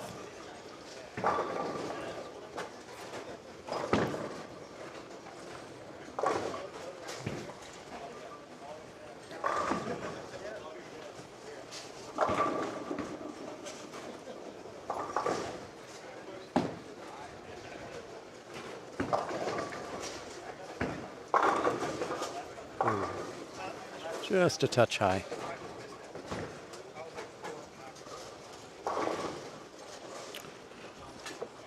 So yeah, 3 and 4 keeping up its reputation with a 209, 248, 235, and 262. There's your mystery score. There it is.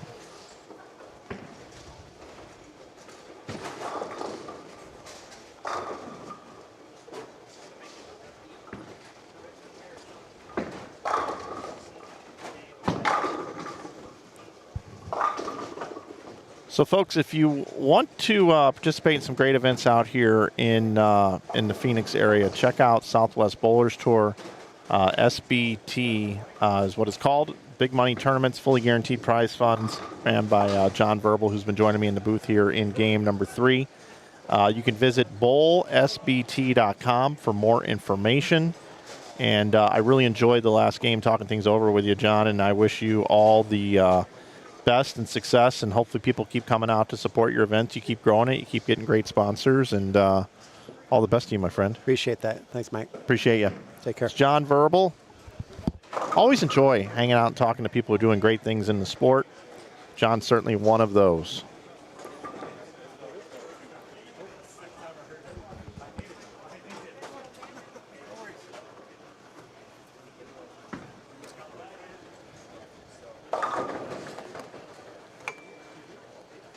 It's time to roll into game number 4.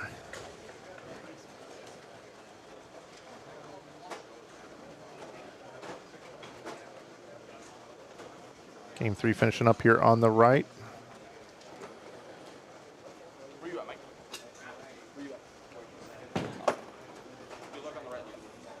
Carl's back. What is going on? Welcome back. Thank you, thank you. Great spending some time with John.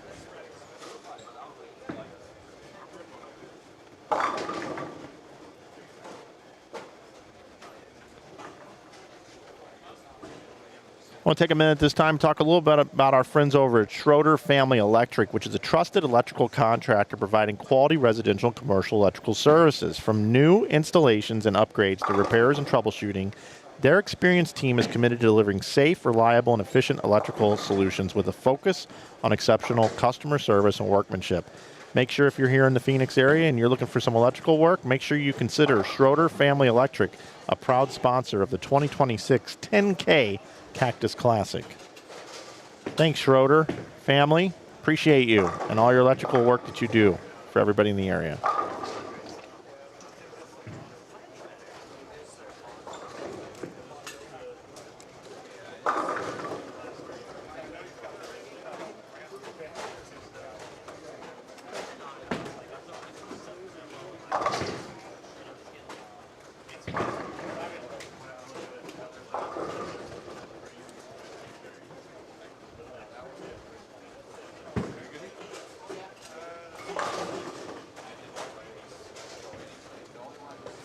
This is the squad right here that is going to tell a lot about what's going on in this event. This is the one. Well, it's definitely going to tell you if you should be shoeing up at 5. I mean, this is kind of like the go home show. Yep, we're gonna get to see what it's all about.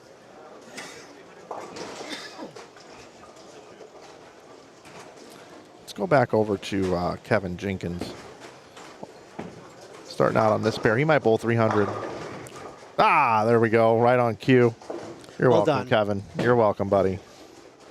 You are the GOAT. He's throwing it so good right now, and this is a good pair over here. At least on the right it is. I don't know if it's great on the left or not.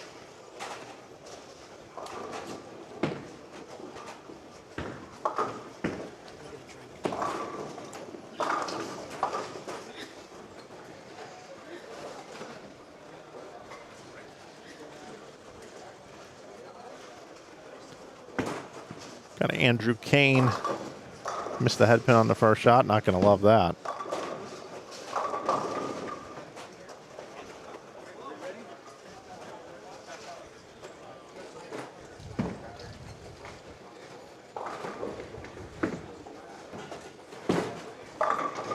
Jason Lowry with a strike on lane 9.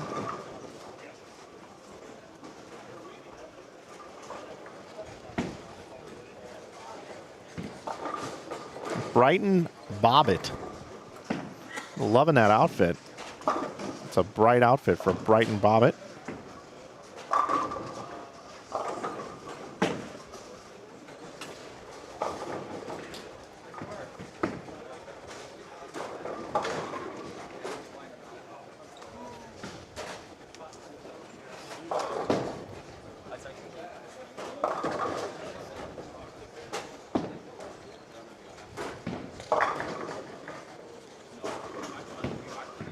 Oh, thanks.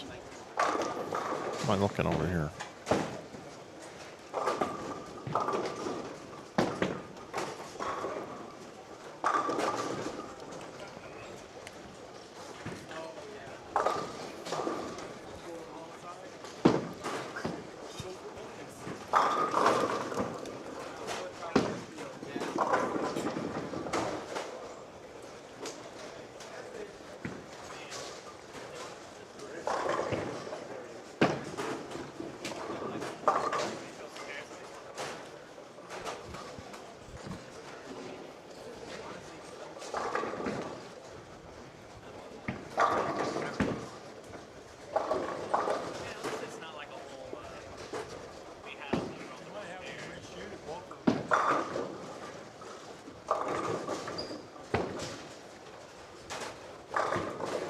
I'm just visiting the chat, and Michelle Gruber asked a question. Hi, can you please tell me more about the doubles event?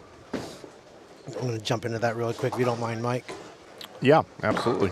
Please do. So it's the Desert Heat doubles. It's back here at Lakeview Lanes, July 25th and 26th. There's only 1 day of qualifying. So it is a 6-game block. So there's 3 squads, 8, 1, and 6 p.m. And what it is it's a wide open doubles event. So what that means in a nutshell, it doesn't matter who teams up with each other. It's any 2 bowlers on the planet that can get together and bowl. However, once you enter with a partner, because it's a re-entry event, you cannot switch partners. The only time you can switch partner is by injury, and whoever's the partner that's no longer bowling cannot re-enter down the road. I mean, it's only 1 day, so if you're injured, you're probably not bowling the rest of the day anyway. However, we just want to clarify that for the public, that once you enter with one partner, that will be your partner for the definitive tournament time. The last thing we need is switch partners and somehow you qualify with 2 different people and there's a problem on Sunday. So there's a limit to that, and that's it. Guaranteed $10,000 for first place regardless of entries. So team will split $10K between the 2 of them. For more information, you can go to agentongopen.com, and it's under the Southwest Swing. That's event number 2.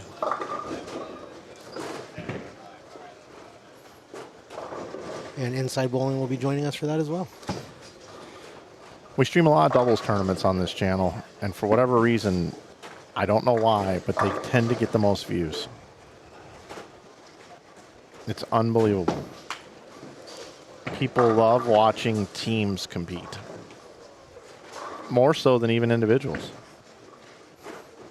You know, I've been talking about this for the longest time.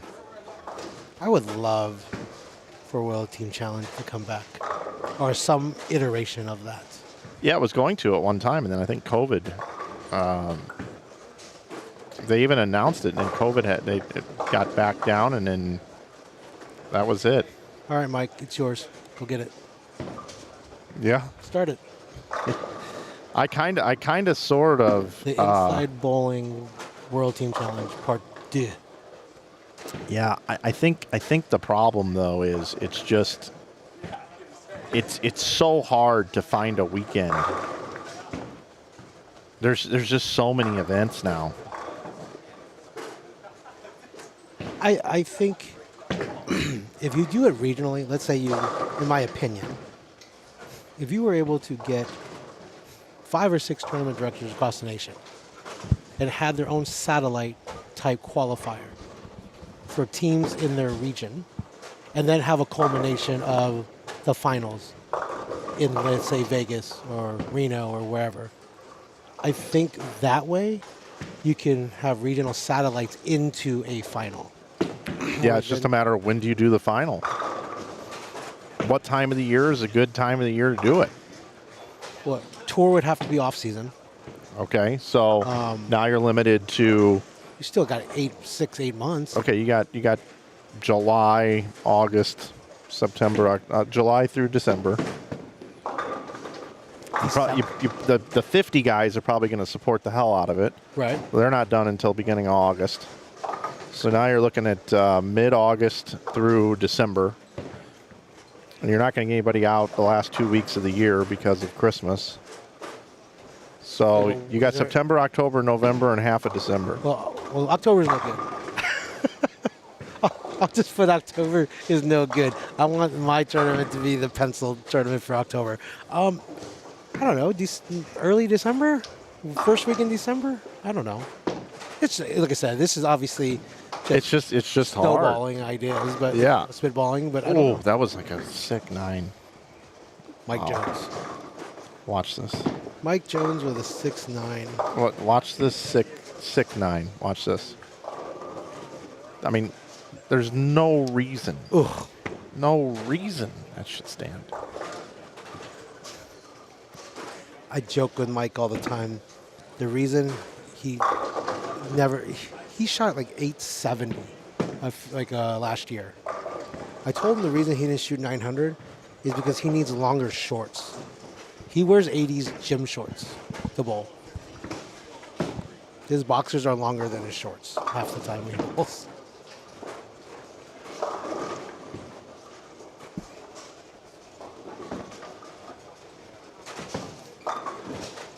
I feel like there are more events now than there have ever been for bowlers.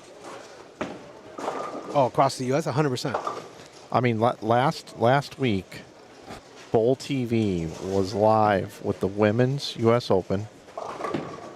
PBA Junior was wrapping up, and the PBA 50 Tour was going on. Yeah. I mean, it's great for the players, obviously, because now, but as a tournament director standpoint, like I run eliminators probably once every 2 or 3 months, and people want them, but I don't have any weekends to book them. And it's only a one-dayer.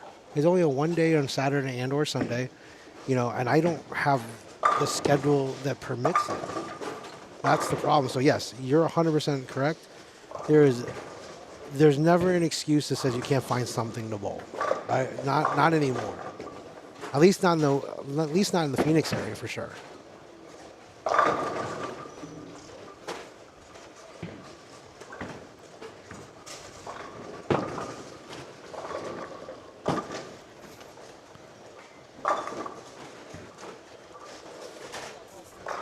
Doubles tournaments work good because it's still team, and if something happens to your partner, you can usually get one person. But when you plan 6-7 months out for a Team event, and all of a sudden, oh man, my friend's getting married, I'm going to be the best man, I can't go. Okay, well, we'll get somebody for you. And then, hey man, I'm battling injury, I don't know if I'm going to be able to, by the time, and then when you get that kind of thing happening on a team, they just say we're just gonna not worry about it. And then you lose 5 entries, 5 people. You're 100% right, but Open Championships happens every year. That's true. That's very true. So, I mean, that's the biggest tournament in the world in regards to the number of participants, and it's all team. True, but you get to pick your weekend. This is true, but that's what I'm saying. Regionally, you could probably have 2 or 3 weekends of qualifying. You just bowl whenever. Yeah. And then you bring the best of the best collectively, and you bring the top 32 or 64 teams from around. I would imagine if Open Championships had a celebration of champions event that paid extra money that is like in August or something, I'm sure most people would figure out a way to make it. Right. But if Tom Hess is bowling a senior national, and he won all events or something, he'd probably say, I'm going to bowl the PBA 50 event and chase my 15. It's just, when you look at the Open Championships, like who wins those Eagles and stuff, like I was actually talking to Hess about this. Go to the Open Championships post-event brackets and sort by money winners. It's the entire PBA 50 tour. Every year? Pretty much. Wow. I would have never even thought about that.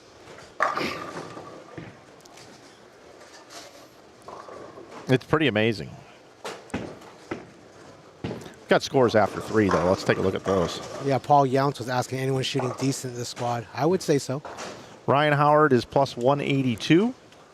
Miles Hamilton is plus 153. Kevin Jenkins is plus 128. Jason Lowry is plus 100. So 4 players bowled 700 or more. Kyle Adams at plus 82. Andrew Kane at plus 81. Got Dwight Burns at plus 72. Then a drop off, Mike Fitzgerald plus 48. Then plus 46 for RC. And Alex Lindhall, your top 10 at plus 40. It's trending about the same. Yep. Like basically 5 people per squad. Yeah, we talked about that. The number would be 700 after 3 and how many would be there. And we have in reality 4, but but for post numbers, I would say 7 or within 700. Yeah, but then they'd have to back it up again, you know, Right, and with more people on the pairs, and I'm seeing some head pins being missed, and 2 8s and all that kind of stuff. Well, regards to score-wise, we're pretty much on pace.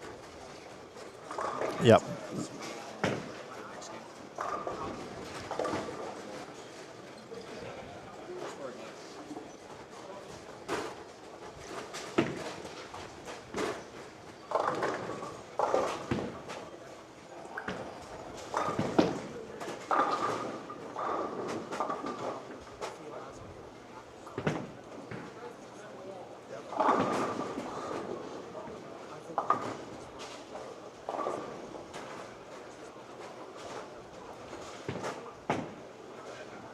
Yeah.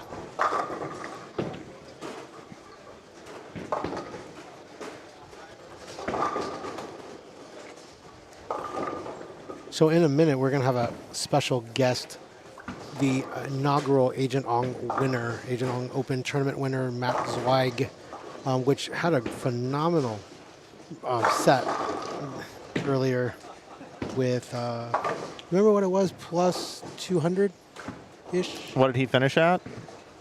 Yeah, Zweig was plus 198. Yeah. So he is definitely in the top 24. So we're going to have him here in a minute and chit-chat with him for about a game or so, just to kind of pick his brain and see what he saw out on the lanes today for anybody that kind of wants to get an inside scoop of somebody that matched up fairly well on this pattern. And for all you guys considering coming out for the 5 o'clock squad, maybe get a nugget or 2 from Matt Zweig.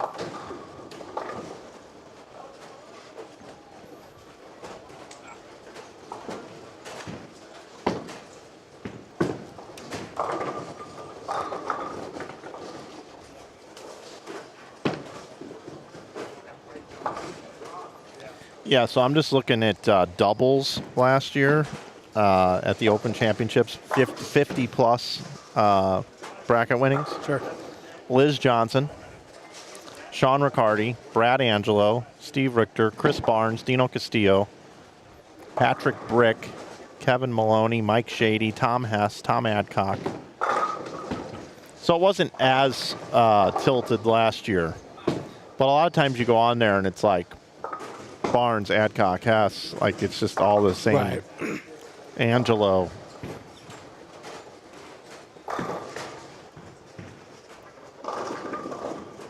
People ask me to bring back the IB Open. Yeah. When can I do that? It was always the first.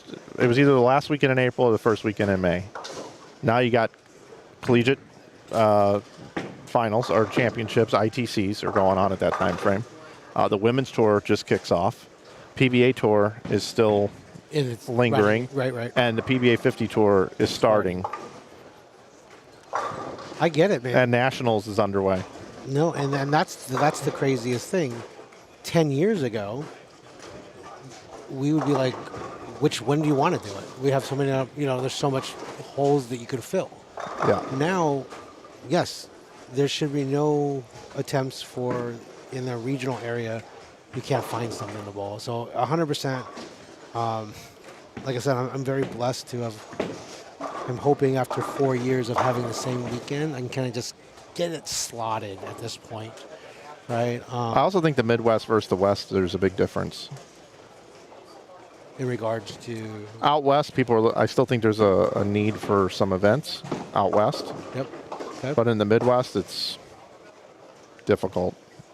Like Kevin Williams has an unbelievable event down in Springfield, the Greater Ozarks, the Springfield Doubles. Yeah. They move their tournament weekend every year because there's too many competing events. Yep. They can't lock into one weekend because every time they try to do that, there's 2 or 3 other events that exact same weekend. So that brings me to a point. Now, maybe I'm the outsider of this theory, but for example, when I run my eliminators, I literally call every tournament director in the state that I know runs events. Is this weekend open? Yeah, well, Because we're competing for the same people, right? In reality, I mean, yes, you have scratch guys and you have handicap bowlers, but but there's the 180 to 210 that falls on both sides. yep.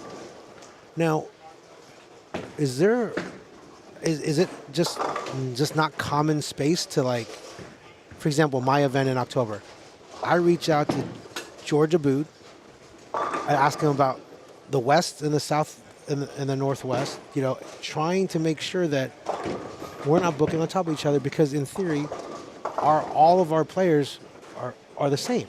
Yeah. A lot of our players. Yeah, so in Kevin's case, Springfield announced the week, and then PBA scheduled a regional Right on top of them. about 3 months later. Yeah, and that's the tough part. And I think not calling out the PBA in general, but just that's the issue. It's like I purposely reach out to George and like, hey, I would love to have this event this date. It's the same thing every year.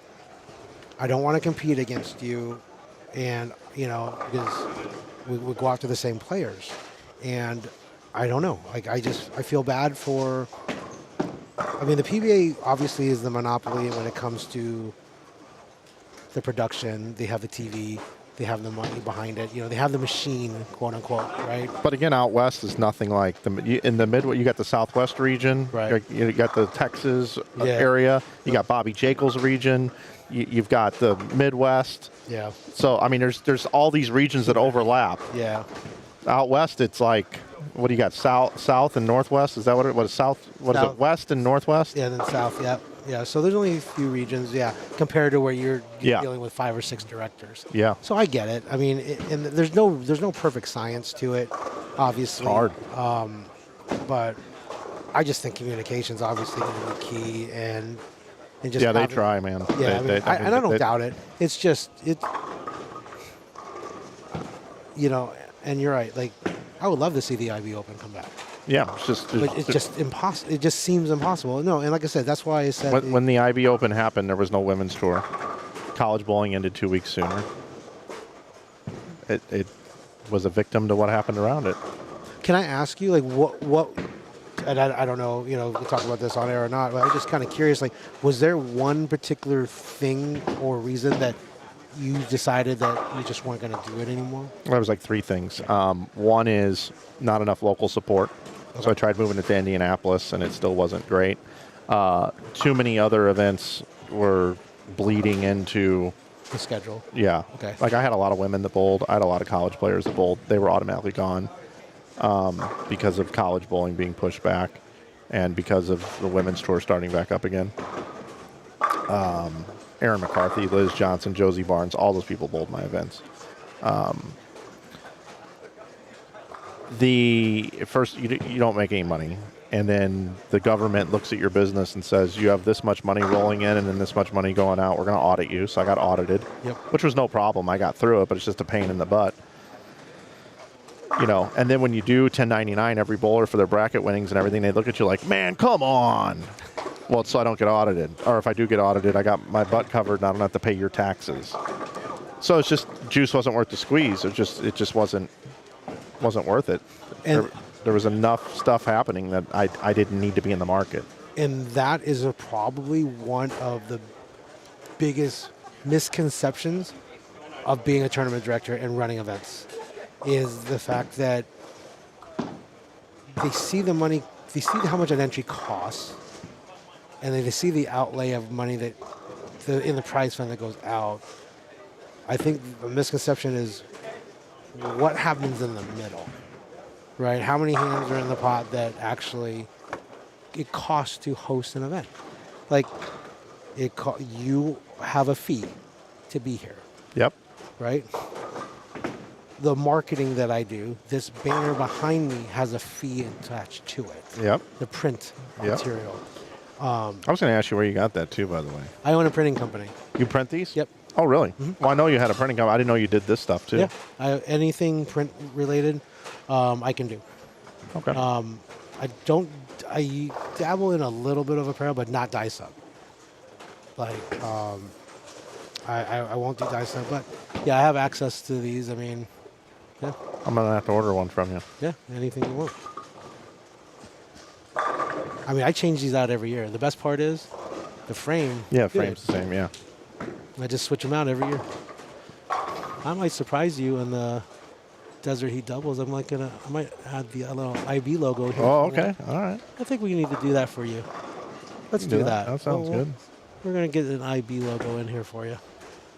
But on that note, since we are closing game number 4, correct? Yes, we are. I'm going to go get Matt Zweig and then let him sit in for a game, pick his brain, and then we'll be back to close it out with some contests and a special event that I'd like to talk about Wednesday night leading into the Agent Ong Open. All right. Sounds good. See you in a minute.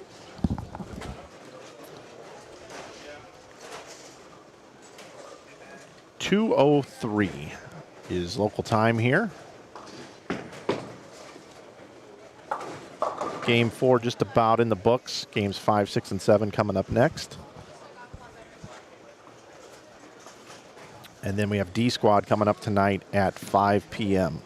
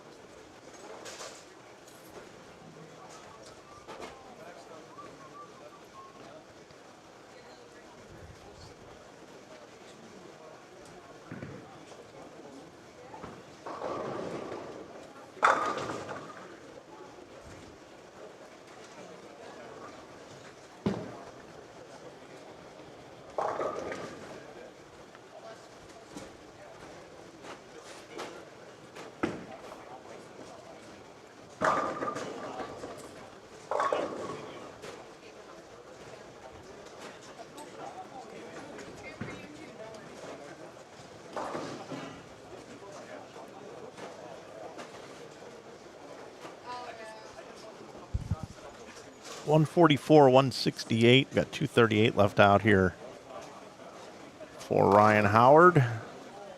Ryan, your tournament leader coming into this game.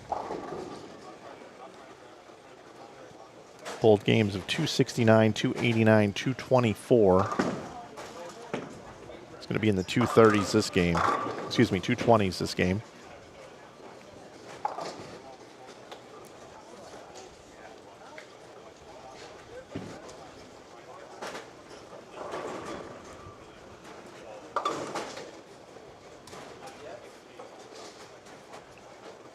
I've just been having guest after guest after guest join me here, this squad. As Dusty Slay would say, we're having a good time.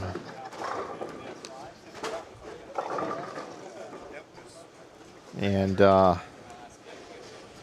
joining me next is the player coming into this squad that is 6th overall in the event.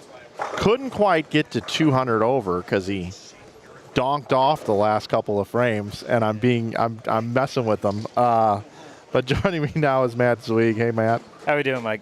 Zweig, excuse me, Zweig. Zweig, yes. Right, yeah, my God. However you want to say it. I knew that. I knew it was Zweig. I don't know why I said Zweig. Somebody else called you Zweig earlier today. It was in my head. But Matt, great bowling today, bud. Thank you. Even though I'm busting you a little bit there at the end. There's always some validity to the comedy, right? Yeah. There's something truth about it. There's some truth in it. You bowled great. I mean, Yeah. you bowled great today, man. I mean, looking at your scores, you had,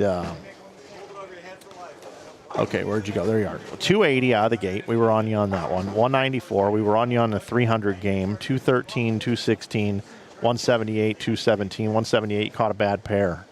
Yeah, that right lane was a little nasty on that pair, wasn't it? Yeah. Just out of nowhere, too, it seemed. Yeah, and there's been a few of those that have bit different people. Brianna Cote bowled 131 because she got bit by lane 7.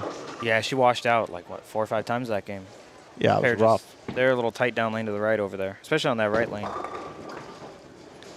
But all in all, 198 over. I know you would have liked to have gotten into that that bye in the bracket, but Yeah. I mean, nonetheless, you're in really good spot going into tomorrow.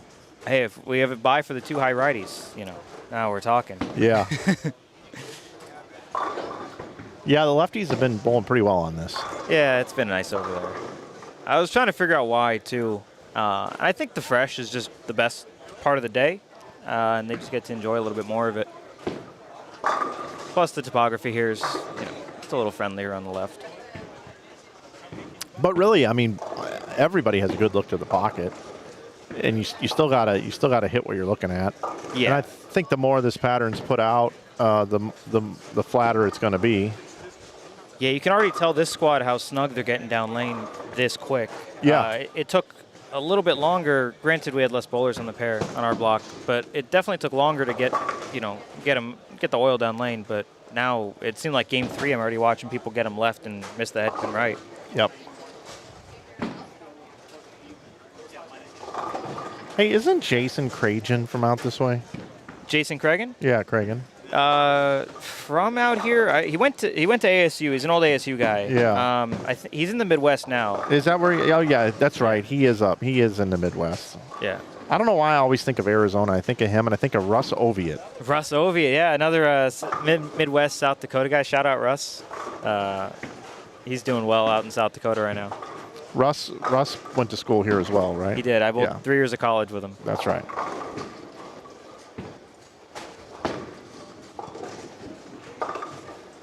I just don't know why when I think Arizona, I think of those guys. I obviously think of Andrew Kane as well. Of course, he's bowling. Oh, I also think of Chris Clark. Okay, yeah. Some OG ASU guys. This is kind of early 2000s. Trying to think who else. ASU Woody. ASU Woody. I remember that on AOL. Tyson Brannigan was from Arizona. Yeah. Yeah, ASU had some good bowlers. I'm trying to think who else. More recent memory, we just had an ASU guy make a show with Chase Nadeau. Chase Nadeau, yeah. Andrew Hall. Yep. Nick Devlin. That was just all on one team, too. We had a couple good years in there.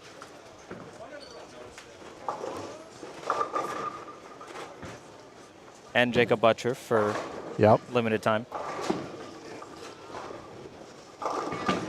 Who else do I think of from Arizona? Obviously, Brett Wolf. He's supposedly bowling tonight. Yeah. Yeah, I would expect Brett to see what he would like to see on this.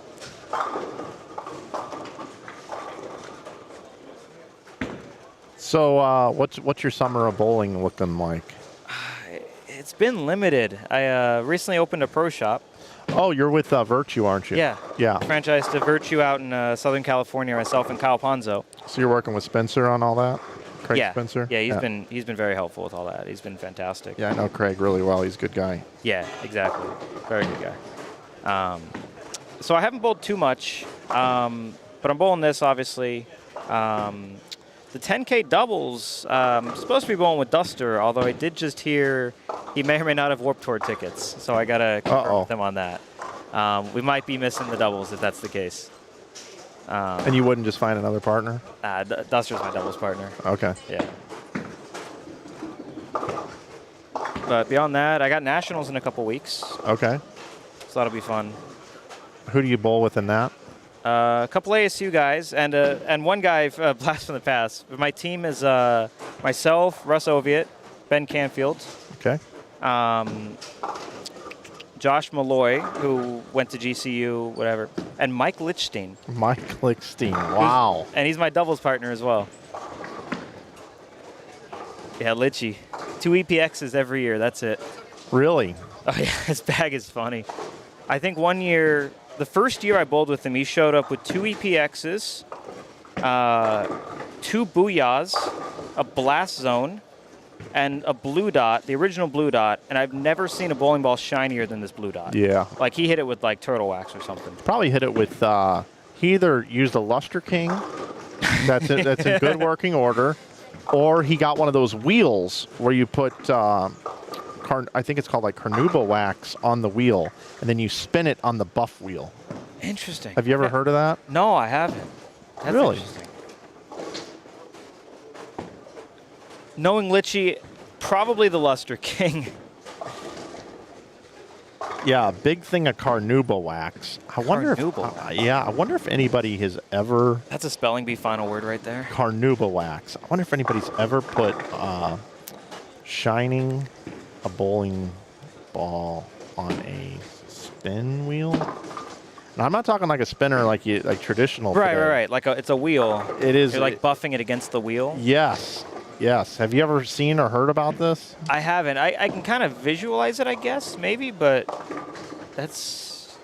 Yeah, I feel like I need to like get one of these things and do a video and put it on the internet. Yeah, you should. Especially before this 220 average guy does it, because I feel like he would be the first to do that. Yeah. Carnauba wax. Let's see if anybody's got anything out there on this. Shout out Mom in the chat. Yeah, Mom. What up? Yeah, so I used to be involved with a place called Trio Bowler Supply when I was growing up.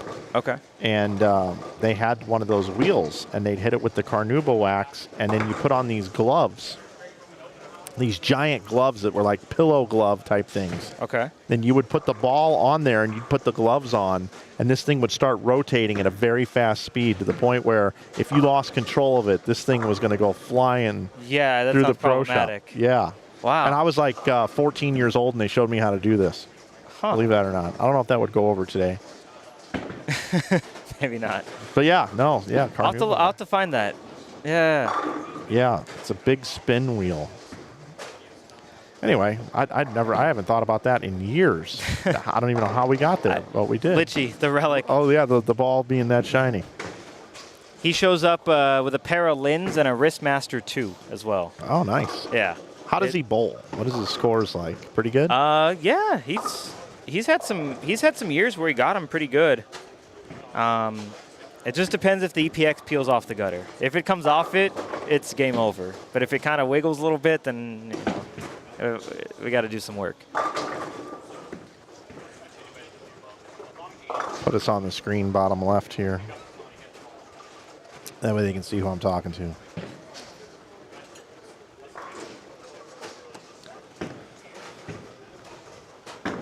I love this bowling center. It's a nice center. What a nice place Yeah. to have an event. Sun City really takes care of their places. I mean, it's funded by the residents. Yeah. So it's already like there's never an issue with money. Like everything they need, they get. It's almost like a recplex, Yeah, exactly. Yeah. like a bowling recplex. The bowling center, R.H. Johnson, a little bit of ways from here, but it's in Sun City. Have you ever seen that one? Mm-mm. That's more like kind of what you're talking about, because they have like a room for like darts. They have like okay. pickleball courts. They have everything. Beautiful facility. But I like the most that it's clean here. It is. It's clean in the bowlers area. It's clean when the ball comes back. Like you know, you bowl some centers, you look at your hand, and your hand's, you know, Yeah, different. not here. Different color, but here it's in mint condition. It's like they built it last year almost. Yeah, I really like it. It reminds me of an old Brunswick center from the 80s where they would have a brick wall, but here they've got mod walls instead.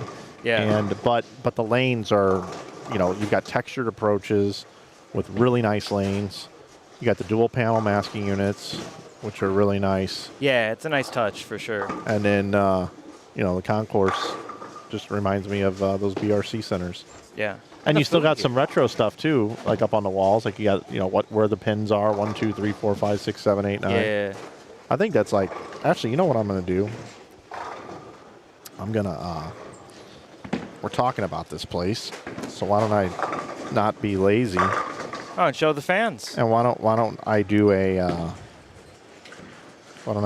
little tour of this place? Yeah, show them how many pool tables there are too. Well, yeah, I don't know if I'm going to go that far, That's fair. but There's about 20 pool tables in the okay. room. So I got this wireless camera here on a tripod in my hand. That's a nice touch. Here we go. All right, so Oh, the transition there is this beautiful. this is what I was talking about. I think this is so underrated in bowling centers. Not only the American flag, but having the pin numbers on the wall. That's to teach new players what the pins are. So this is what you see here in the center. And this isn't going to be the steadiest in the world because I don't have like a gimbal or anything right here. But this is the entire center. Matt, you're going to see Matt in just a second. There he is. And yeah, I mean, and in back behind over to the right is a bar, snack bar, diner type thing. Yeah, it's right over there. Yep, it's really nice. A lot of people were just in there just chilling, eating. But yeah, this place is great. I had a fantastic steak and eggs after the block. Yeah, that's what I'm saying. It's like a Waffle House or something. And then here, I'm going to go over here as well. The billiards and that are down that hall over there. And there's Theo. That's his work area over there. And they got a nice room behind there. Throw that gaming chair in the prize fund. Should put that gaming chair in the prize fund. I agree.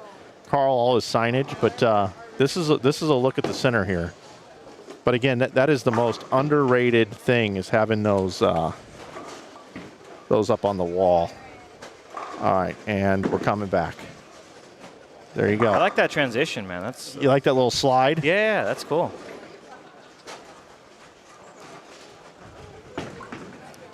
I've been working on some stuff around here. The production value of this, I've always enjoyed the Inside Bowling Show. Thanks, man. I added this too. Let's see.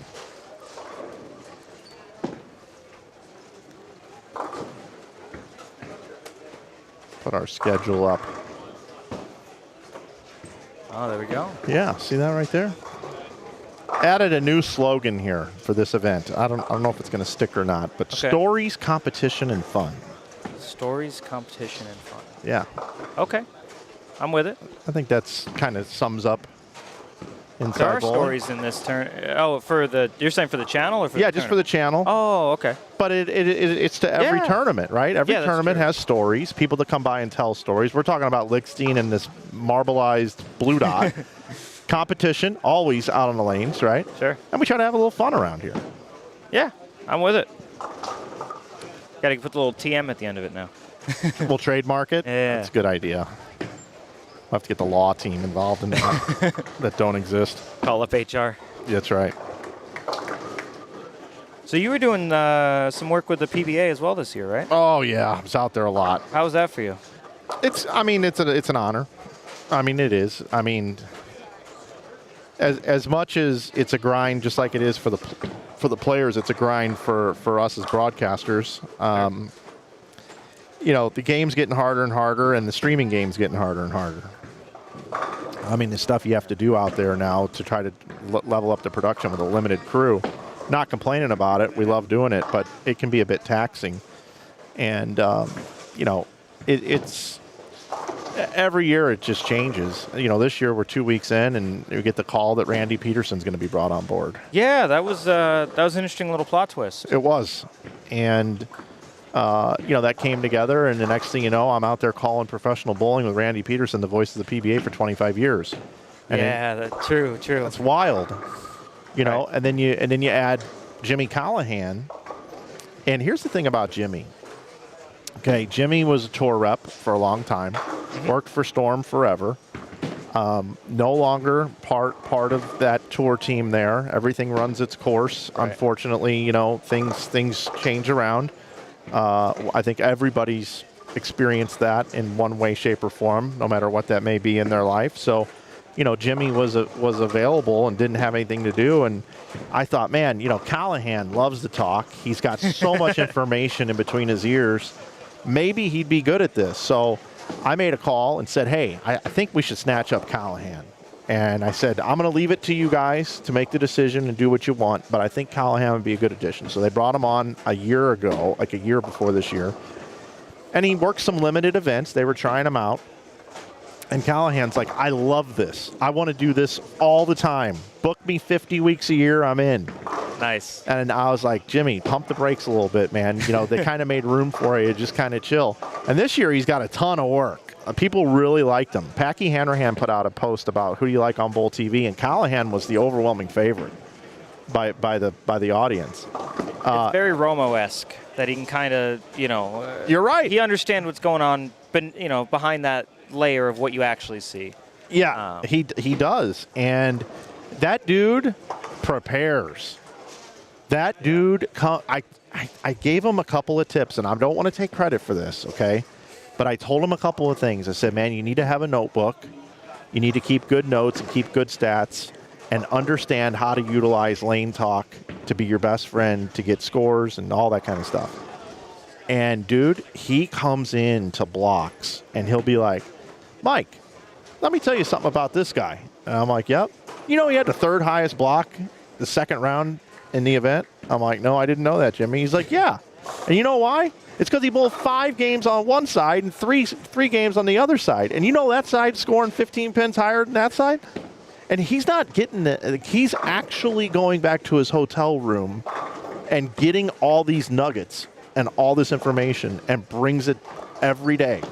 Yeah, it definitely adds a nice touch of professionalism isn't the right word, but that touch of I don't know how to explain it. Knowledge, I guess, or experience, whatever word you want to use there, I guess. He just does an incredible job. Yeah. And so when it was Randy and I, you've got Randy who's got the Randy. He's actually bowled for titles. He's a Hall of Famer. Right. And then he's also done television for so long and knows how to storytell. And then you got Callahan, who is like, if you ever watch NASCAR, he reminds me of like Larry McReynolds or the crew chief that explains the car. Okay. The technical guy that just explains everything that's happening. And then you got me to quarterback the thing with these two guys. So that is a complete honor, man, to even be asked to do that. Me, out of all the people, that's pretty sick. That is pretty cool. You kind of zoom out from that. It's like, being in that position, that's, yeah. Yeah, how did I get there, right? I mean, because I didn't, I don't have professional training at broadcasting. I just like bowling. And for them to think I'm a good person to put with those two, wow. And then Chase Kaufman being the producer during the whole thing, he's younger than all of us. I'm kind of the youngest of the old guys. Okay. If you think about our Bowl TV crew, most everybody's over 50. Yeah. Craig Elliott, Jim Callahan, Hess. Randy's in his 60s. You've got Hess. Who am I missing? Dave Lamont. Yeah, everyone's, yeah. I'm the youngest of the old guys. How old are you? If you don't mind? 47. 47, okay. Still the 4, yeah. It's all right. Yeah. Not the 5 or the 6. No, but I'm going to be there before you know it. We're going to blink and I'm going to be there. So I hear you. It's all us old guys, man. But the crew's good. I've heard a lot of good things about Chase. My sister actually had done some work for Bowl TV. Yep. And she told me about coworkers and everything. And yeah. Pretty much everything positive on Chase. So. Yeah, Chase is a good dude. Yeah. I keep telling everybody there they need to pay him more money so he doesn't leave. Because he's the only young guy they got, really. I mean, I'm sorry. Spencer Mosher and Justin Bone also work on Bowl TV, but Okay. neither one of them are like full time. You know what I mean? They're not full time guys. Paid intern type thing. No, they get paid, but they just have other stuff going on that they can't work enough events. Trip 2-pin over there on 5. Oh yeah. But yeah, no, that crew's great. The opportunity working with all those guys, I really do like it. Does Curtis work with that crew, or is he doing? Sometimes, yeah, he does some work. He does a lot of video type work. Okay.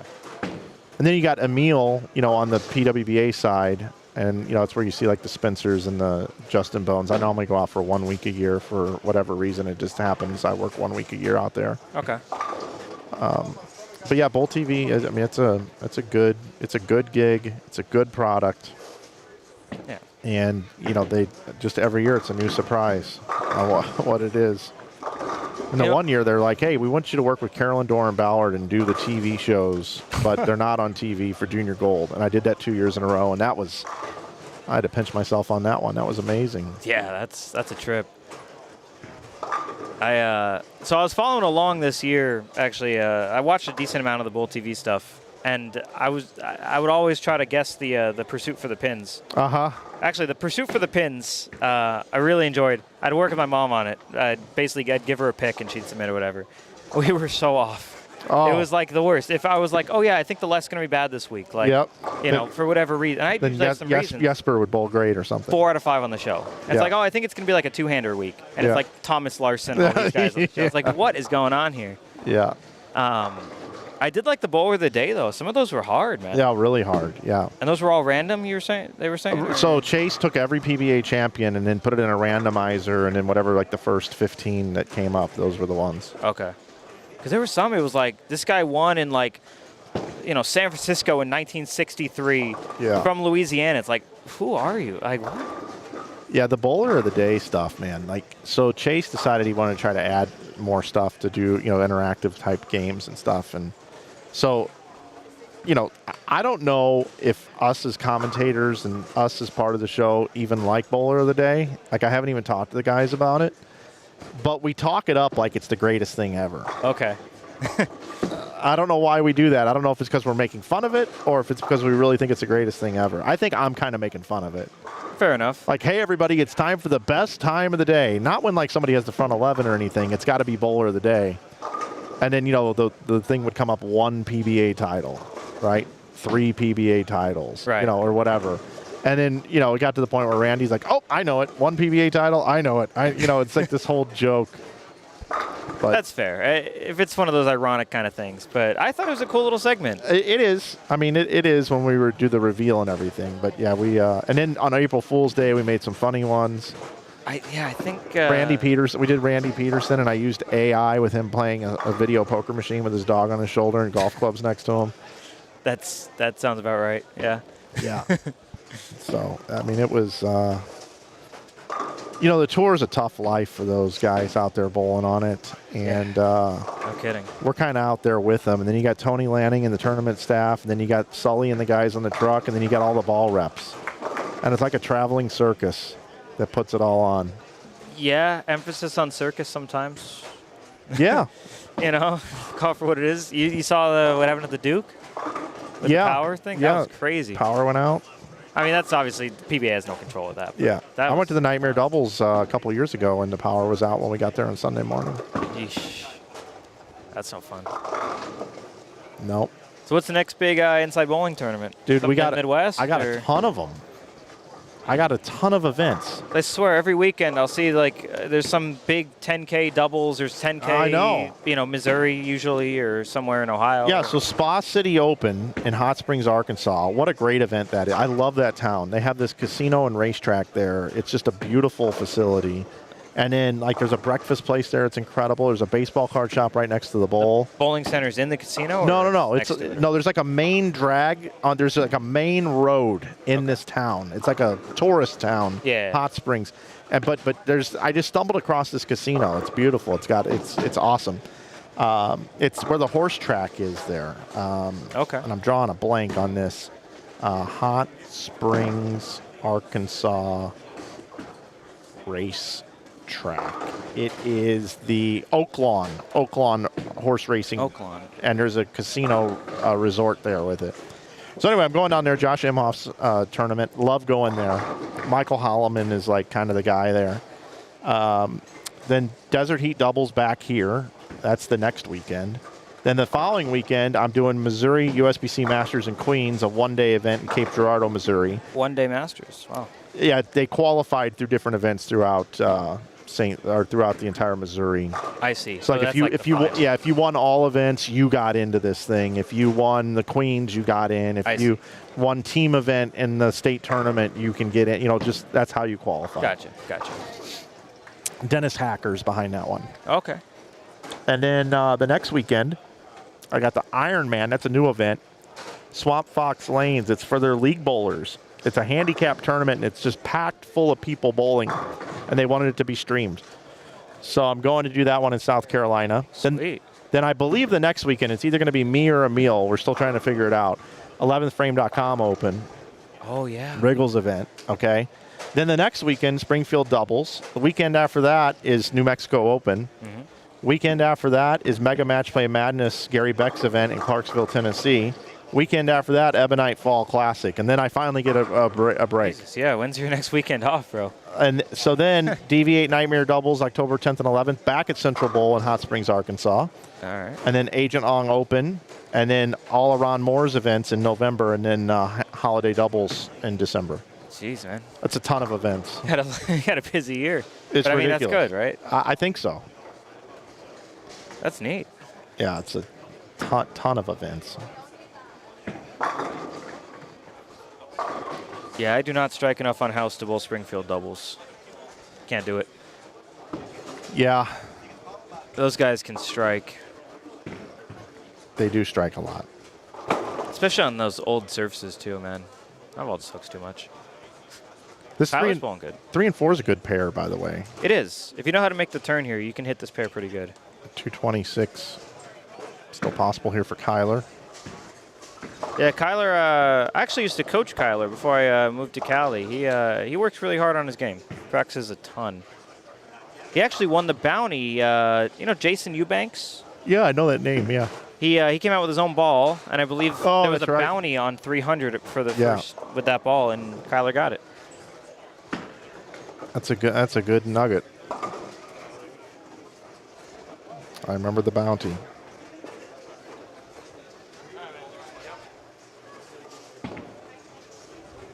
I feel like we really didn't even get a chance to talk about how you played the lanes and stuff like that. So I guess we should maybe talk about that. Yeah, fair. So what's the roadmap to play well here? Probably want to throw a urethane ball to start.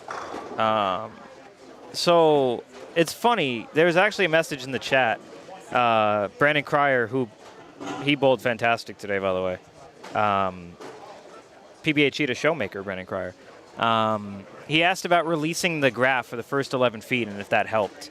And I think it did help. They released the graph for the first 11 feet? Yeah, on Theo's Facebook. Oh, really? I Yeah. didn't even see that. And it's just a giant 2-2 with like a little bit of taper. Multiple 2-2s? You can't really tell. It looks like it's one. It looks like it's the same load input. I'm guessing. All right, hold on. But if there's a reverse 2-2 on top of it, I wouldn't be able to tell. But I saw that and thought, okay, there's a launch pad. I don't need, I can use more surface and be fine on the fresh. So I threw. I was thinking I want to throw the red ball, and it just wasn't hooking in practice. And I had this old purple Badger from a few years ago, and it looked pretty good. Just do it slow off the back, and we were good. It might be on the CBE page. CBE, Complete Bowling Event? Yeah, I could find it. Here we go. Where is the picture? Did I just completely AI hallucinate this photo? I'm just looking along here. Yeah. It would have been posted recently, right? Yeah. Dang. Maybe he took it down or something. I don't know.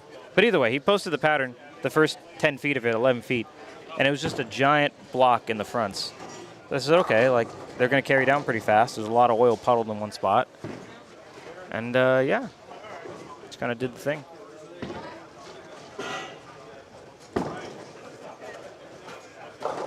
Huh. Yeah, I don't know. I did not end up seeing that, so. Yeah, I'm not sure where I saw it, but I definitely saw it. But yeah, so that kind of helped the game plan, and you know, you get off to a hot start in a block. All you have to do is just kind of maintain it at that point. Comments of his Cactus Classic. Hey, shout out. Somewhere in here? Oh, where that post that said like pattern 40 feet. I'd seen the post. Is it in here? Yeah, that one. It looks like. There we go. You said it's in the comments. What?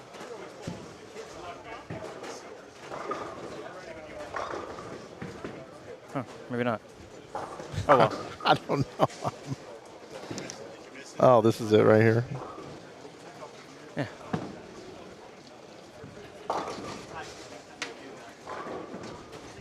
Yeah, so this is the block up front.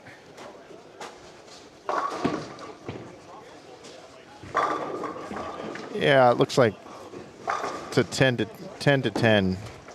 Yeah. Yeah, that sounds about right. Yeah. 10 to 10. Yeah.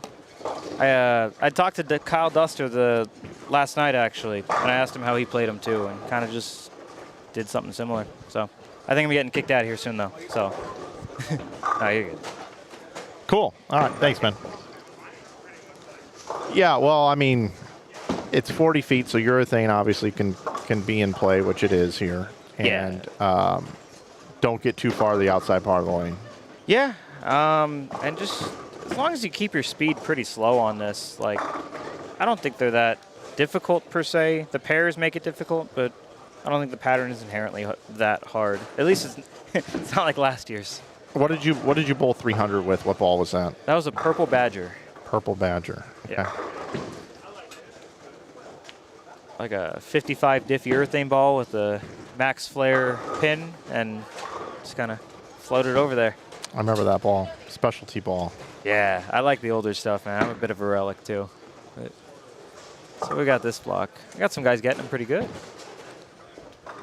Yeah, I'm just waiting for this one other score to come in. Not that it's going to be monumental on adjusting our. Let's see here. Let's go ahead and move that over real quick. We'll take a look at the scores, and I'll let you get out of here. So Ryan Howard is leading at plus 210. Then you got Miles Hamilton at plus 165. Then at 136, you got Jason Lowry. Kyler Adams in fourth at plus 127, followed by Kevin Jenkins at 121. Now, how many of those guys are left-handed? Miles, I believe, is. Yep. Jenkins. Jenkins, and Dwight Burns, and Andrew Kane. Yep. At 88 and 62. But I mean, they've got some work to do if they're going to get. I mean, they got to bowl like 700. Kane does. His last three, and he's 700. Realistically. What do you think the number is? I don't know. Maybe like this 140 to 150 range. Yeah, that sounds about right. Yeah, something like that. All right, Matt. Thanks for coming by. Appreciate you, Good luck man. in the rest of the Pleasure tournament. talking to you as always. Yep, bowl well, brother. Thank you, my man. Matt Zweig, he's going to be here tomorrow bowling. He's in good shape. He sits at plus 198.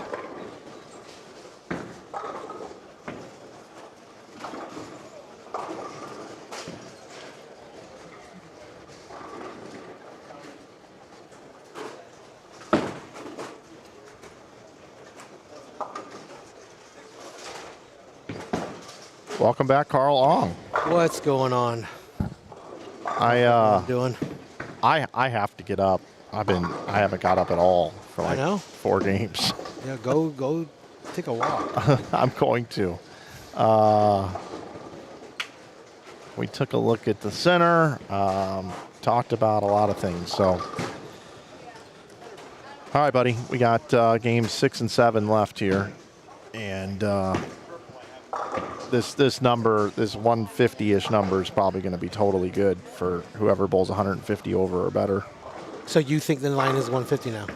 I mean, If you were to guess. I don't see any reason why it would be any higher. based off of what I've seen so far. So Kennedy, in theory, right now, is probably very close to being the bubble. I think he's 88% safe to bowl. Maybe even higher than that. I mean, because again, this squad has 5 people, I should say, that are all pacing to go over 150. And they're taking the top 2. They don't count toward, in theory, the 4. Yeah.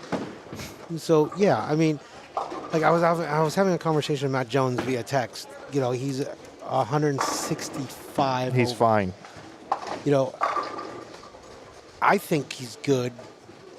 But I just think 150 is the bubble.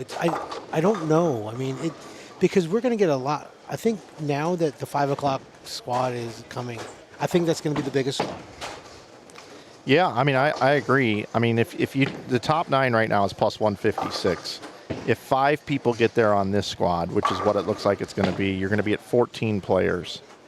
So that would mean you'd more than 8 tonight would have to bowl 156 or more. And we've been averaging 5, so you would almost have to go 1.5 times. Right. But the field, the most we've ever had is what, 29, 30? We had 39 on this squad. 39, okay. So.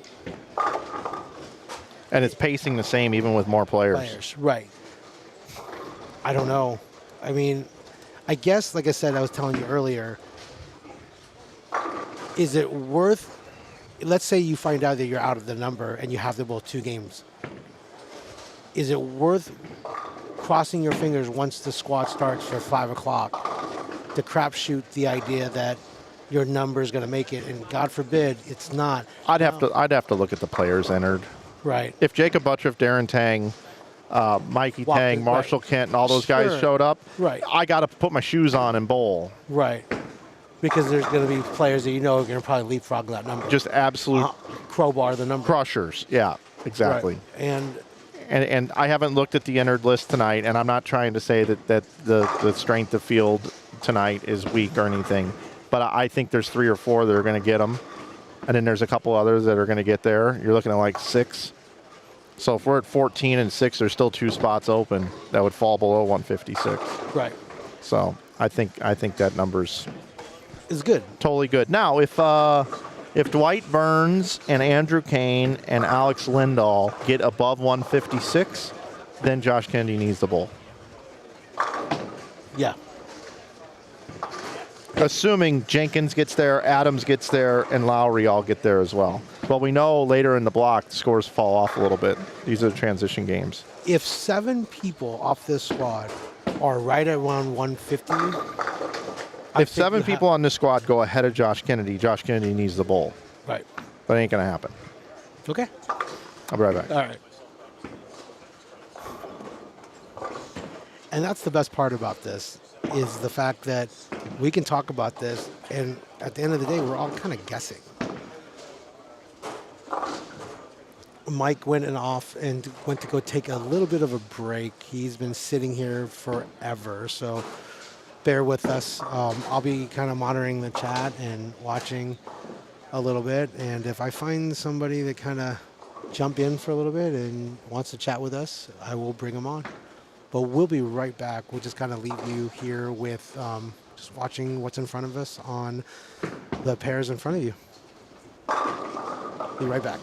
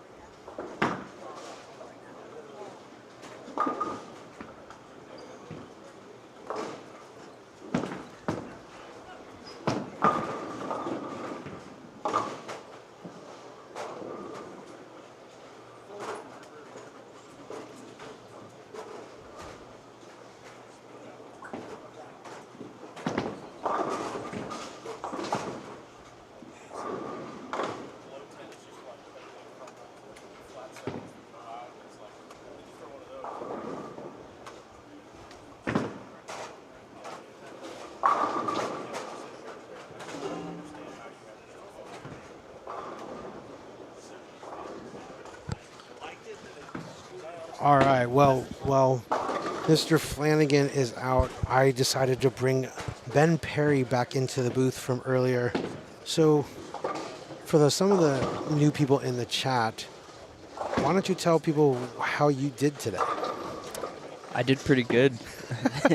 Got to plus 388, I believe it was. So you are officially leading all tournament qualifiers at this time, correct? Yes. Nothing from Yeah. what I believe. You are hands down by 139 off second place, obviously with a squad and a half to go. Yep. And obviously, for the people that don't know, you are a two-handed lefty. Yes. What do you think of the field right now, the lefty versus righties?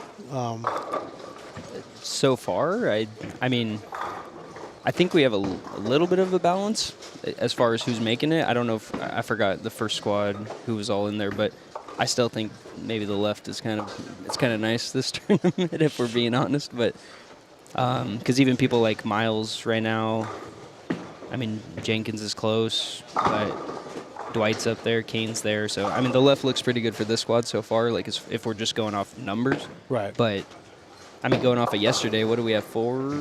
I think it was. You had Dusters in there. Yeah. You had, say, Matt's close. Yeah, Jones. Caesar was a automatic spot. Yep. And Josh Kennedy as well. So, just as far as the top 24, whatever it's going to look like. Of course, we got our 2 from Desperado in the later squad. So I don't know what the scoring pace is going to look like later. It definitely slowed. I don't know if it slowed down. I guess we're at. I still think it's going to be around that, I guess, 150 range. I'm gonna stand on that. I think it's close, but Yeah, and with the way we were looking at it going into before the tournament started, if I told you 150 is going to be the number this tournament based on history, you would tell me I was out on the line. 100%. Yeah. Even before I bowled, I thought, just judging off the scores yesterday, I went to like plus 70 was going to be good, and then now I've already switched that to around 150. So, Right. I mean, it's doubled at worst what you thought. yes, So, like I said, I think last year, we were looking at the way that the scores shook out, and it was substantially, I don't know if harder is the right description last year versus this year, but I guess, are they more playable? this year, Yeah, because you had a great set last year. You finished, what, 8th in the top 8? top 4. Top 4? Yeah. Okay. I had GT, and then he made that move in game 3. I had him by 30 going in the last game to make the final, and GT, he told me later, he said he moved 5 boards right, played up the ditch, threw it hard, and it worked for him. So Right. And I was struggling for Okay. sure. So you had a huge run last year, and then now you're leading, as of right now, the tournament. You had obviously a great look last year. This year, do you see a big difference from at least what you're seeing out there? Not too much for me, because I remember last year I was throwing the black 78 as well, and I was just kind of playing up the track, and for whatever reason at this building, that's what makes sense to me. But I mean, as you could tell, you got Drew in front of us and other people. Lefties approaching it, way differently. It's just that's what suits my eye and kind of my style. So as far as that goes, but now if we're talking miss room compared to last year to this year, there's some shots that I leak left that I thought had no chance, and I went light mixer, whereas last year I would have got 6 and washed out. So Okay, it's so one you of have a those- little more bump. 100%. This Okay. year you have a little bit more bump. Yeah, it's still. I mean, the pattern's still 2-1 or wherever we're at. So it's like, obviously, yes, I had the berries or whatever you want to call it, Sure. right, and it took advantage of it, but still have to make quality shots because, I mean, again, we're just on this squad alone. I mean, scores are in for game 4, but we're at 14 people plus out of about 40. So it's not like it's, again, super easy. It's just some of the players are catching it and others aren't. It's just kind of how it goes. And you are moving lanes, so it's not like it's, things are, there's other variables involved is what I should say. Sure. So we have 5 games now. We have it's 5? official Okay. 5. So let me just recap for everyone at home. Your leader for this squad after 5 games is a plus 180 with Ryan Howard. Right-hander. Yes. Okay. Then you have Kevin Jenkins at 177 over. So he That's got second. 250. Okay. Yeah, he won 256. 256. Game 3, Kyler Adams is now in third, another right-hander at plus 151 after 5. Yep. Miles Hamilton, go back to the left-hand side again at plus 139. Dwight Burns at 5th, left-hander 102. Lowry, right-hander in 6th at plus 90. There's some variance for sure. Kane, Andrew Kane at 180 at 86 over, 7th, lefty. And then back to right again, Fitzgerald at 84, Bob Wiley and Alex Lindahl at 61 and 54 respectively. Yep. So that rounds off your top 10. That is truly almost a dead mix 5-5 Yes. for your top 10. Yeah, absolutely. And that's what I mean. From what I'm seeing, lefties are catching it, but there's, as you just said, there's righties hanging right in there. So it's what it should be. It's just obviously we all expected because the history of this tournament, we just didn't expect the cut to be this high. That's the only difference this year. Now, going back to Ryan Howard, shot 170 the last game, and now he's only leading 2 spots, only leading by 3. Wow.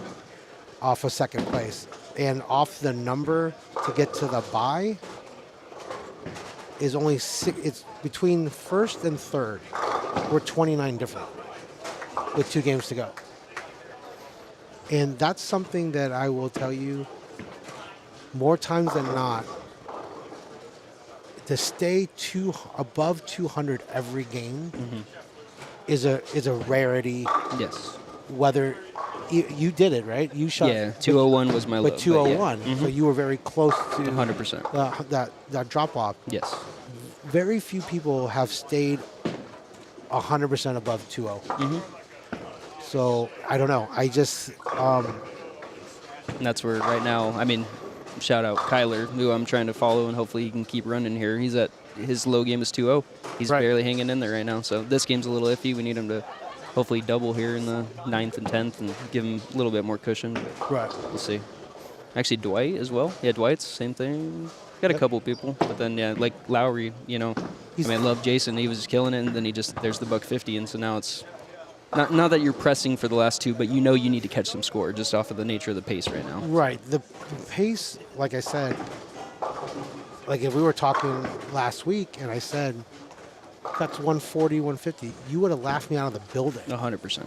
But now, I mean, it's starting to shake out, and the number seems to be 5. The top 5 of every squad seems to be what's putting that number. Yeah. It's like because you guarantee 2 off the top, no matter what, and the next 3. But always that 3rd, 4th, and 5th seems to be 150 plus still. Yeah. So yeah, I mean, because like you said, you eliminate those top 2 scorers. So realistically, those are the outliers for people right now. Again, and I'm assuming they're watching, but Matt Jones, Josh Kennedy, whoever is kind of in that mix at 165, 156. I mean, you're looking at Lowry, Kyler, Kevin, Dwight. If he catches 2 big ones, are they going to get me, to get me to that number of 150 or 160, and then you kind of see where you're at. But right. It's going to be interesting. It'll be very interesting down the stretch here. But Like we have Kyler right here up on 5 and 6. Letter D is in Delta. He has 127th and the 7th, working on a strike in the 8th. Right now. I'm be honest, this is his biggest shot of his block right now. Right. This shot. I mean, to get him to even, because even if he messed up in the 10th right now, at least you're still at 180. You still have a fighting chance going into the last one. But right, this is a big foundation frame for him, because that can get him into that, keeping that plus category. That's in. Maybe. Oh, she held. That's good. All right, great. He was just talking to me about possibly getting out of urethane, and I was kind of on the fence about it because it's keeping him in play. I said, you're in a situation now off of his scores that do you want to make that big jump and possibly shoot a 150? That's the hard part, but you got to make that choice eventually. Do you move off of that shot though? Off of that shot? It looked. If you want my honest opinion, I think he missed in and it held and hit really good. I would probably throw the same thing.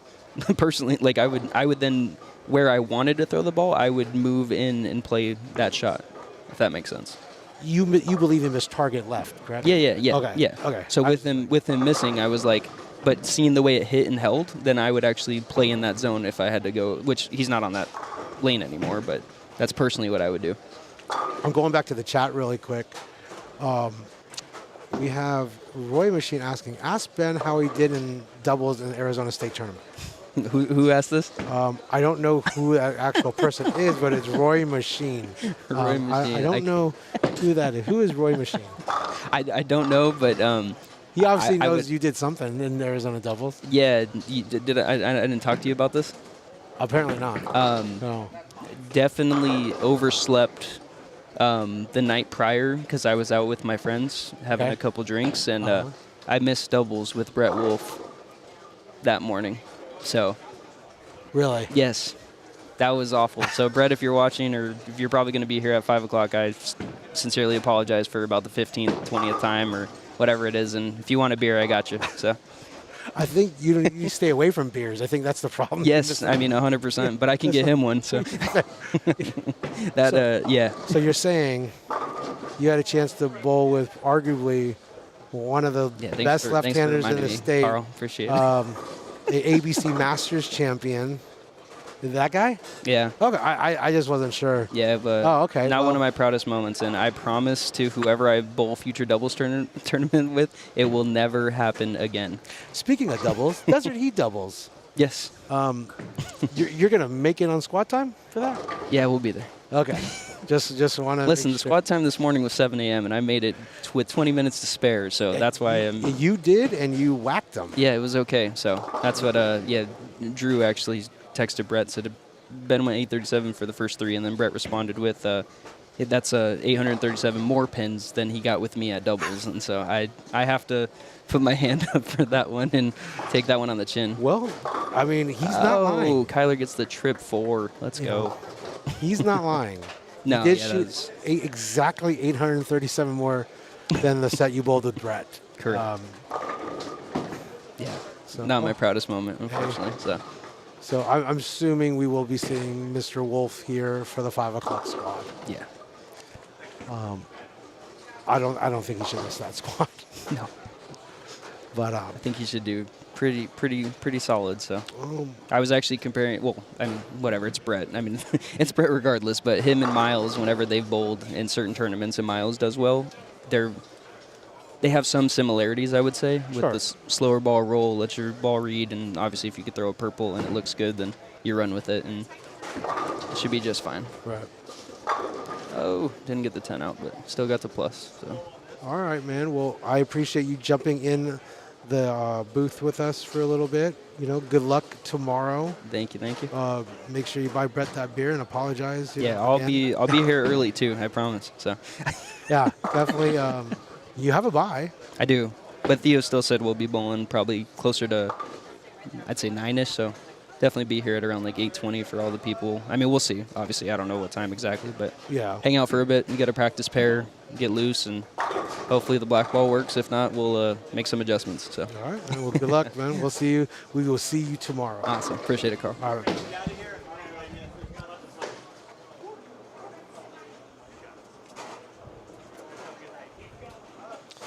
All right, that is our tournament leader, Ben Perry.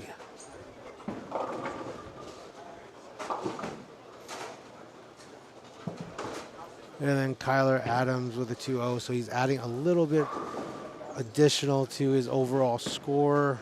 That gets him to a plus 157 after 6 games.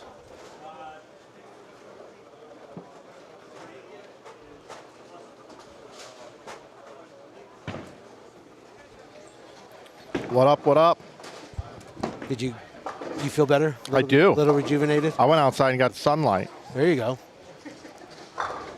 Found a miniature golf course and a man-made lake. Oh, wow. Yeah. Shot 23 for my 18 holes. Well done. Yeah.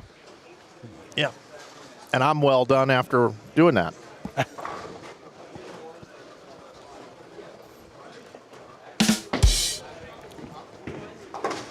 There's the sound bites. Here we come. Any additional people that you can channel? I don't into? have any additional people. Well, I mean, I have a couple things here. Let's see. I have. But can you have a full conversation with said extra people? Yeah. Hulk Hogan, channeling him was pretty amazing.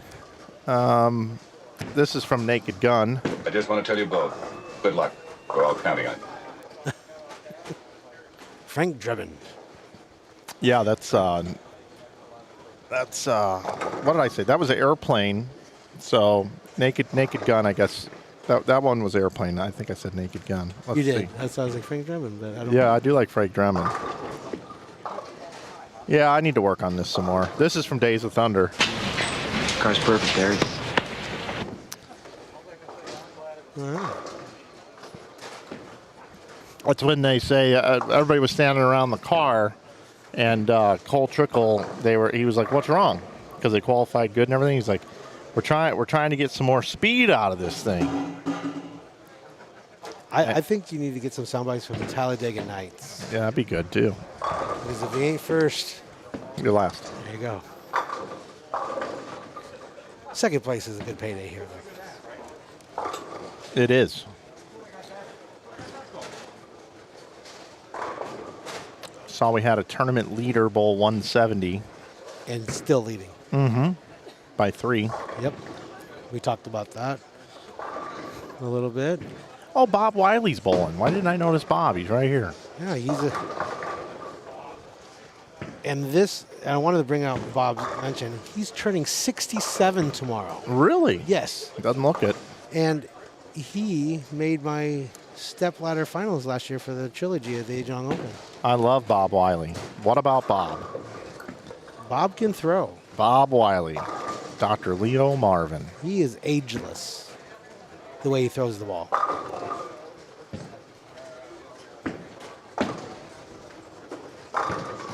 Boom. Bottom right of your screen, Bob Wiley. Effortless. I call him effortless Bob Wiley. Makes it look pretty easy.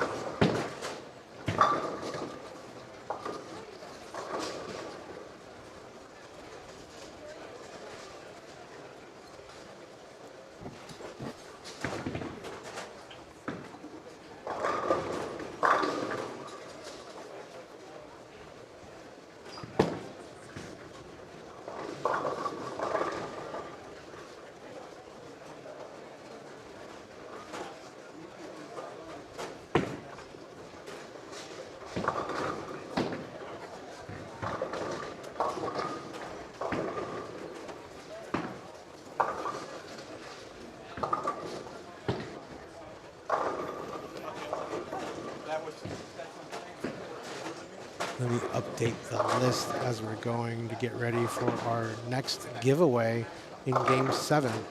Norm Duke jersey. Yes. AgentOnOpen.com. Click on the little red link that'll show up on your screen. Get registered to win the Norm Duke jersey.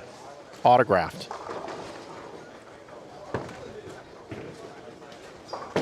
Any updates from that event? The show has been made. I haven't had a chance to look at it. The show has been determined. I know that much. Yeah, I am not tuned in, unfortunately.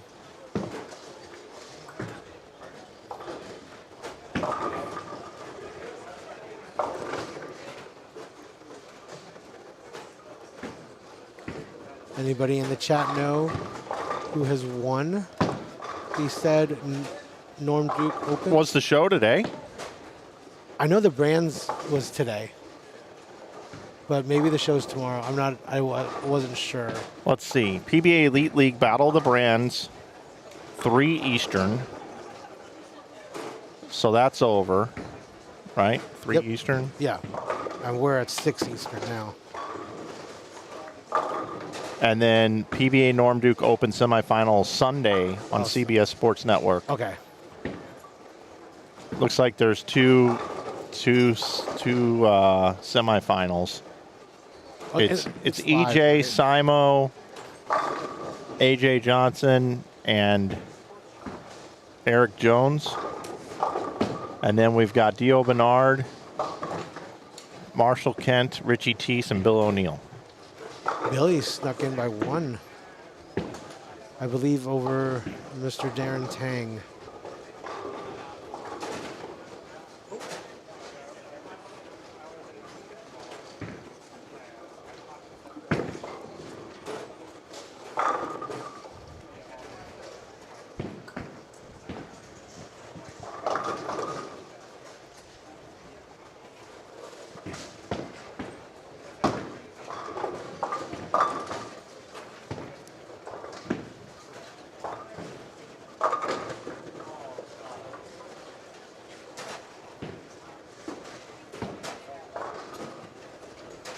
This is going to be by far the lowest scoring squad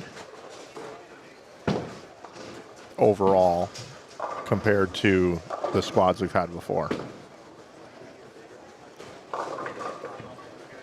Let's take a look here. Because you've got double the amount of players. Right. I don't know what Ryan Howard had that last game. We're going to find out. It's just a few more scores to report here. This is going to be kind of tight for the second spot, I think. Yeah.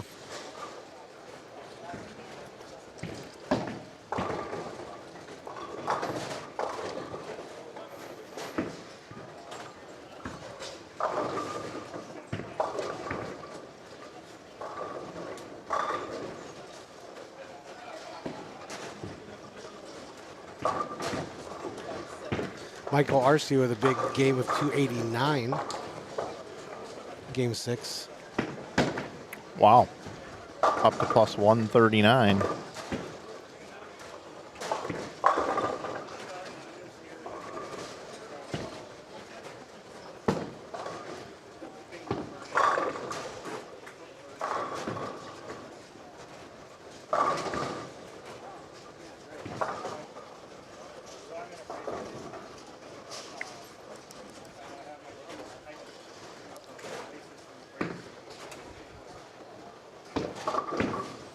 How many bowlers do you think we're going to have for D squad tonight? Let At me 5. go quick. I think there were only 12 on the list when I looked. It's going to be more than that. Yeah, I know. You know, that's always the same. That's always the same scenario. I think everyone's been watching. I think as we get closer to 3:30, 4 o'clock, the back of this building is going to get a lot busier. Did Greg Thompson withdraw? Looks like he did. It's very possible. Yeah, looks like he did. All right, so I got the scores in here. All right, let's take a look-see. All right, so Kevin Jenkins is your leader at plus 172, followed by Kyler Adams at 156, then Miles Hamilton at 154, Ryan Howard at 149, Michael Arce at 139, Michael Fitzgerald at plus 120, Jason Lowry at plus 115, and then Bob Wiley at plus 108. Andrew Kane sits at plus 73, and Dwight Burns at plus 72 of your top 10 right now. So we only have one score going into the last game, beating Josh Kennedy. At this moment. Yep. And if you look at what people have been bowling, it's a mixed bag. Yep. All right, so left to right here as we look around at players in front of us. I'll get this off the screen. We've got, I need to update this over here. Miles Hamilton up on lane 6, bottom right of your screen. Miles Hamilton has gone spare, open, double. Bob Wiley's got the front 4, and Bob's at plus 108.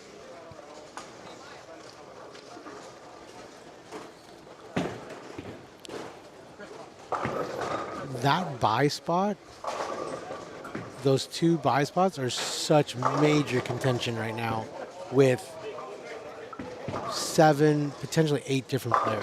Kyler Adams just went Brooklyn on lane 11, and he's gone, what is that, strike, open, open. He's got 37 in the third.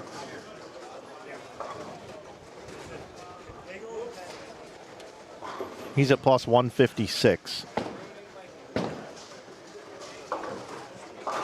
Pacing like 170. Yeah.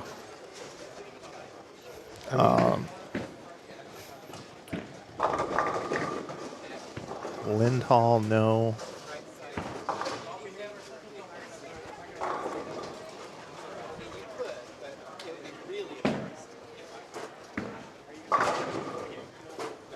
It's really bunched up. Yeah. Bob Wiley washes out, bottom right of your screen. On the front four, washes out. They've gotten a lot harder. And then Ryan Howard, Yeah, the where's- last two games went, so the start with 269, 289, 224, 228. The last two games, unfortunately, he went 170, 169 for games Yep. 5, 6.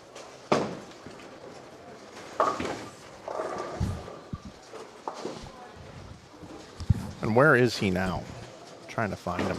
He is on lanes 19 and 20 from what I see. All right, I'm going to take a quick walk. Yep.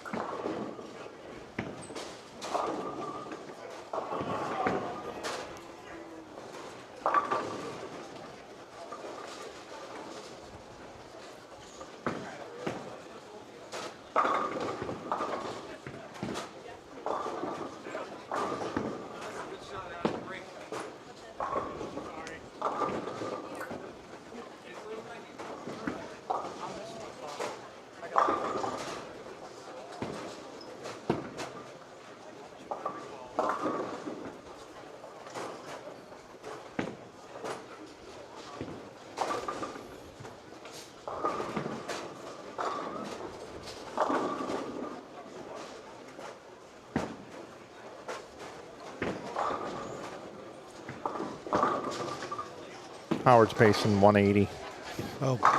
halfway through the game.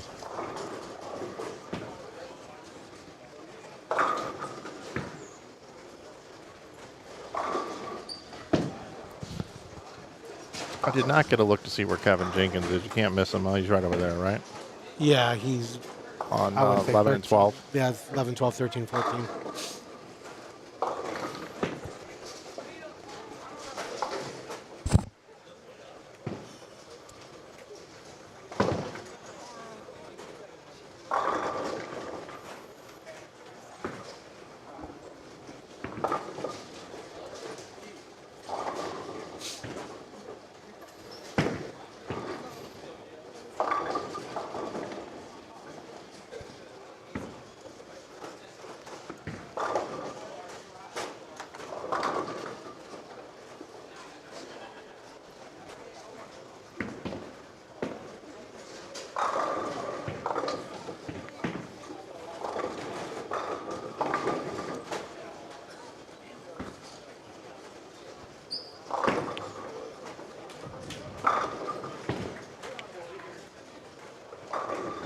Bob Wiley can still bowl 254.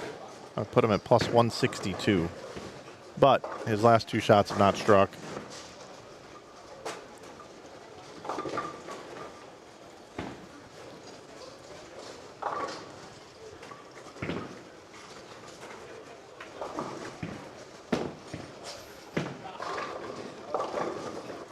So I believe Kevin has 77 in the fourth, working on a spare.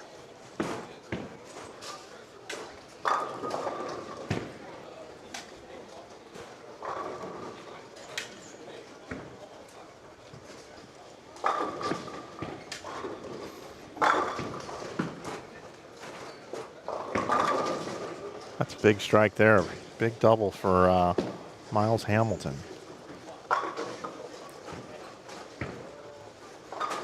Bob Wiley misses the head pin again.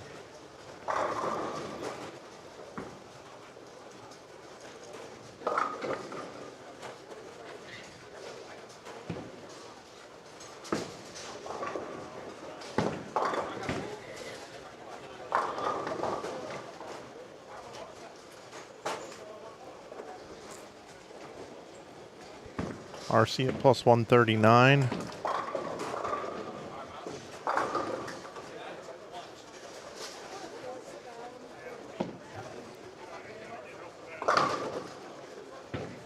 Is that a slug in lane 10? Looks like it. Otherwise known as a foreign object.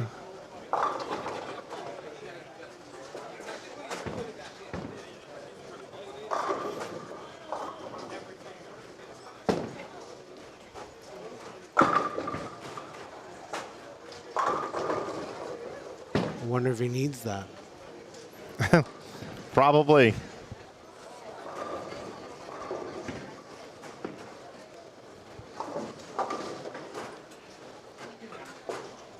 Wonder if anybody's even noticed. I would assume the bowler. I don't know. Maybe I'm wrong.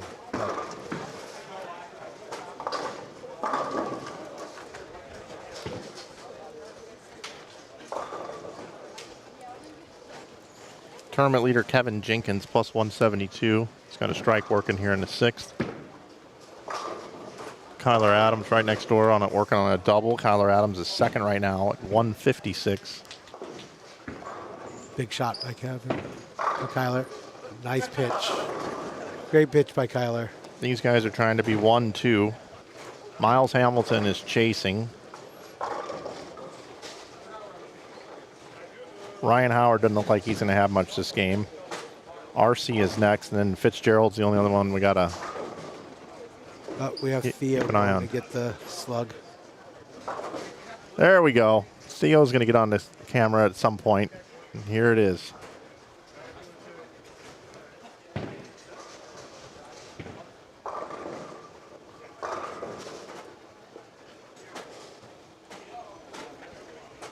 Remember, the top 2 spots get automatically seeded into the top 8 of the bracket, which means they receive a bye.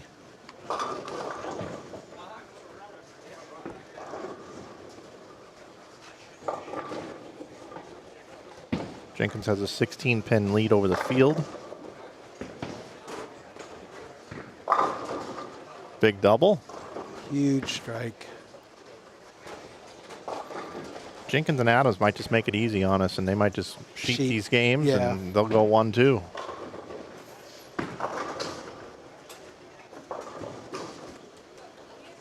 The best Miles Hamilton can bowl this game is 225, so I would put him at 179. RC here coming off the spare.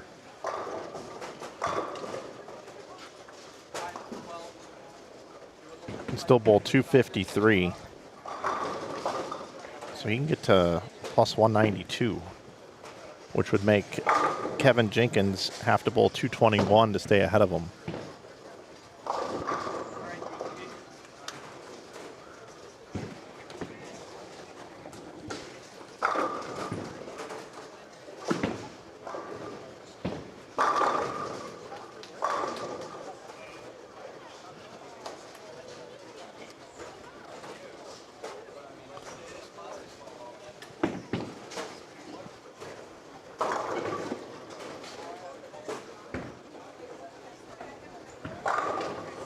Huge shot by Kevin Jenkins.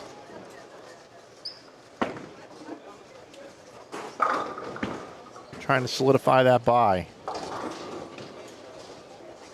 And Kyler's working on, what, a 3-bagger, correct? Yep.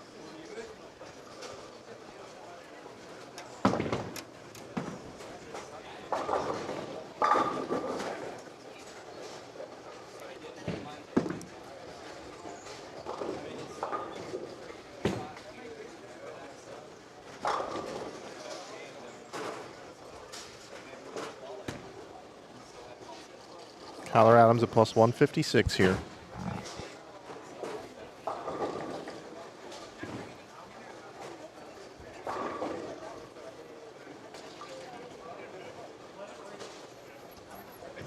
Needs to bowl 224 to stay ahead of Miles Hamilton, assuming if Miles Hamilton goes sheet. He'll be stepping up in the 10th frame, working on a 4-bagger, bottom right of your screen. Oh, flat 10. No. Flat 10.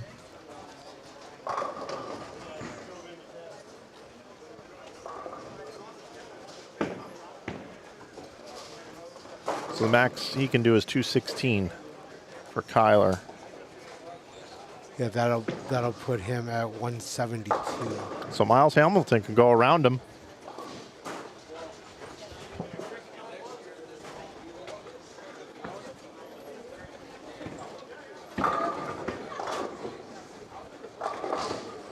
Let's see what happens here.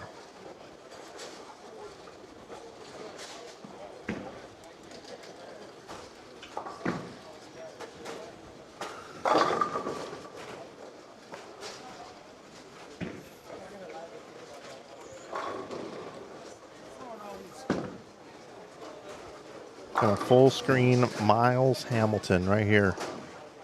Can bowl 225 and go around Kyler Adams. Big, big ball right here. Oh no. Leaves the 7. So 204 his max now. Which will put him at 158. 158.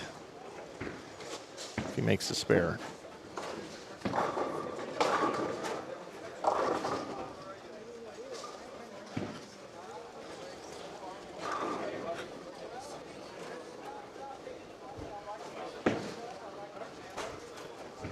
Gets it.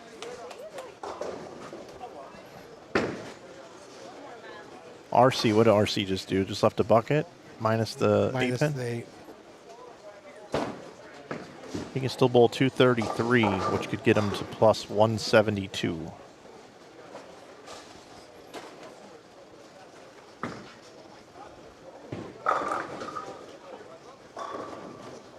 Big spare here. Hamilton, bottom of your screen. Good pitch. 204. Hamilton finishes at plus 158. 2 pins ahead of Josh Kennedy. RC misses the spare. Best he can do is get to 160 now. Kevin Jenkins is going to lead. Unless Fitzgerald bowled something massive. Or Lowry. Bob Wiley had 239 over here, right? Now Jason just made a huge expression down lane. So, but I don't know if it was just out of frustration or he actually just packed something for a big number back there. So, but he's all the way down on 21 and 2. And here's Jenkins. Huge pitch. Bob Wiley gets to plus 147. Fitzgerald shot 191. Fitzgerald bowl 191? Yeah, refresh. Okay.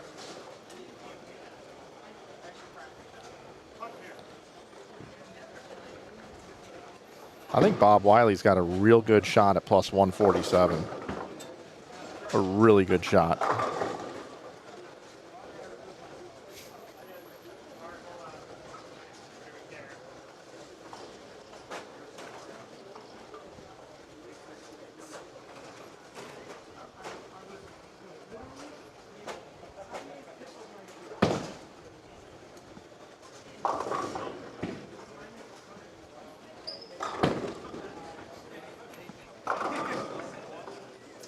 All right, RC here in the 10th frame. It's already got the first one. We can get to plus 160. Gets the second one. All right. RC was 5th on the squad at plus 139 going into that last game.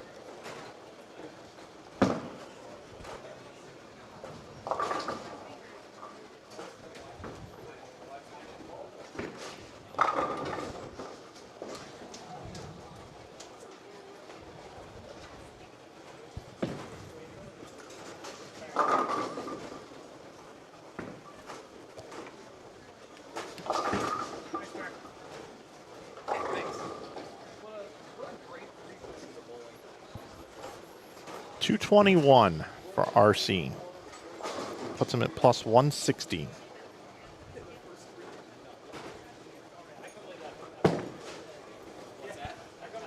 Kyler Adams now is at plus 156.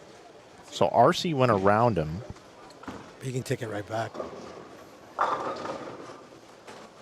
That was massive, because if he goes spare strike, that's 196, he would have fallen backwards. Right. So that strike keeps him ahead of RC. Looks like Jenkins and Adams are going to be 1-2. Just like they were coming into this game.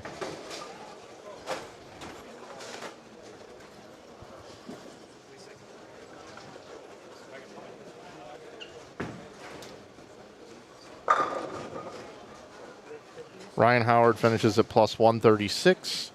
Fitzgerald at 111. Bob Wiley, like I mentioned, at 147. I like his chances there. Adams.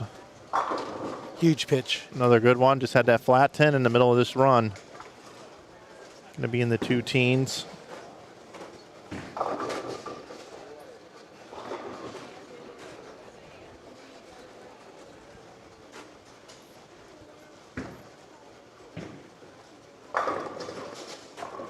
Jenkins doubles in the 10th. Well, these lefties are going to be killers tomorrow. We're gonna when these lefties have to bowl each other, it's going to be some pretty big firework. Yeah, I think it's going to be some pretty good scores. Did you send me over a list? I'm doing it right now to give you the updated list for this squad. And it's a rolling list, so anybody that's entered earlier in the day has another opportunity to win again. Oh, and do me a favor. Remind me for next squad to talk about Wednesday. Okay. Don't want to bore people right now. This is more important. Way more important, the cut. Nice finish. So 216 for Kyler Adams puts him at 172. Kevin Jenkins bowls 247, gets to plus 219.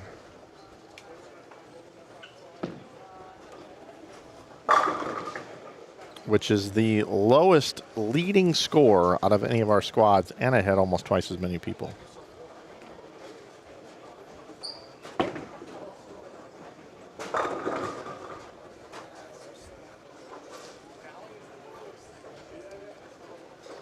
Looks like plus 158 is going to be 4th on the squad.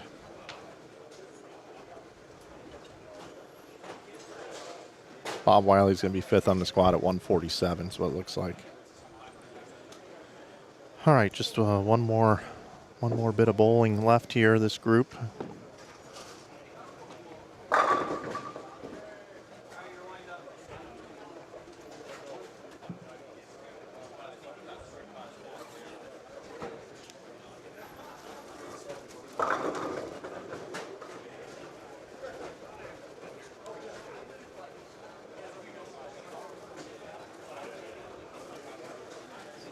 All right, everybody, we're going to be doing that giveaway for that Norm Duke jersey here coming up in just a minute.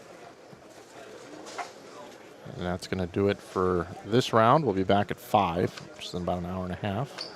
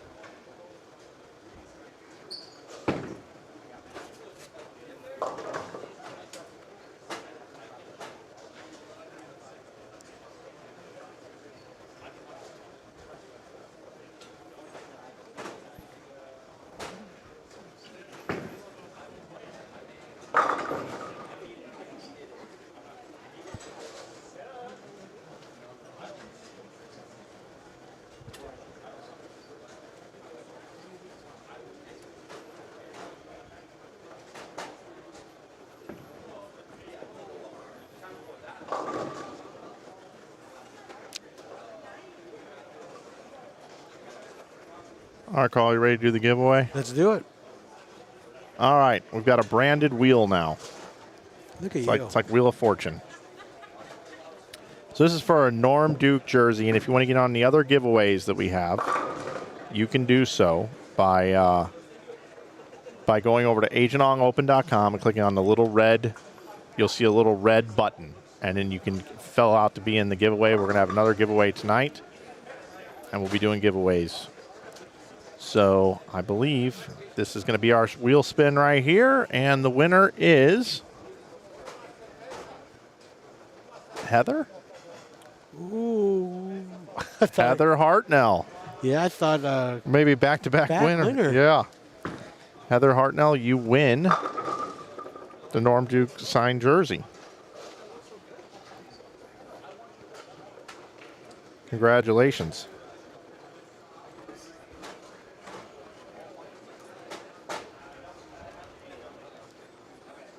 It's a cool prize.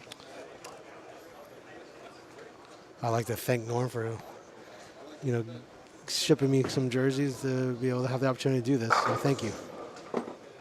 Some nice bowling here this last game by this group.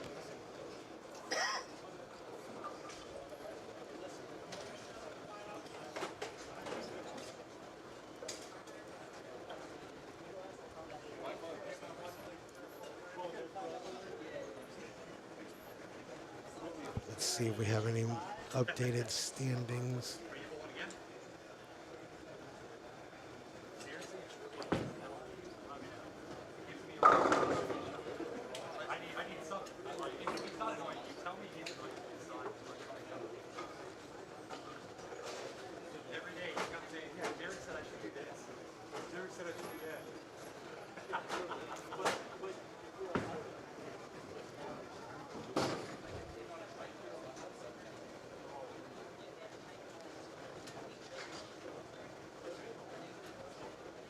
All right.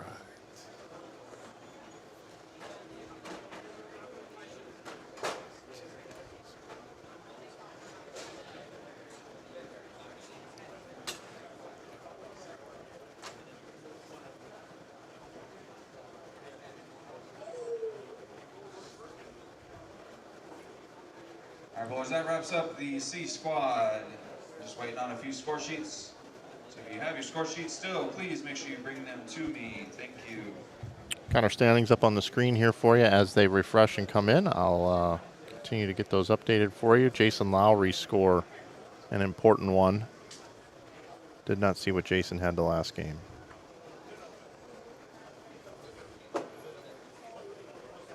Again, the top two are going to make it out of this squad into the bracket. And then everybody else, their scores go up against beat the board from every other squad. Right now, I really like plus 147 based off of what we saw from this squad. And 136 might have a shot to sneak in as well. So let me ask you, while we're waiting for those scores, if you do have a 147 or 136, what do you do now? I have to see where it shakes out. I mean, we've been averaging 4 or 5 per squad getting into what we are calling the number, which means there's like 3 or 4 spots still open from there. So you'd have to think, is tonight all of a sudden 9 people going to bowl that much better and the lanes are getting harder?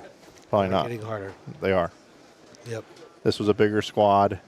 And that's what we predicted, right, with the memory coming back Yep. into play as the squads went on.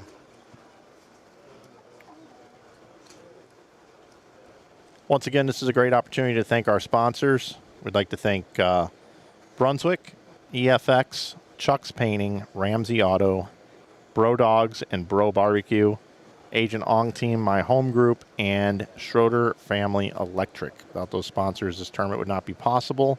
You're watching the Southwest Swing. $1,000 added by presenting sponsor Carl and Kathy On, the Agent Ong Team, My Home Group. That's for these 3 events, Desert Heat Doubles, and Cactus Classic here and the Agent Ong Open. Those 3 events. And Jason Lowry bowled 216 the last game, so got the plus 131. You see your scores getting updated there. 131 might be enough too. All the scores are officially in. So congratulations to Kevin Jenkins. He's been on a run. The guy's on fire. Plus 219.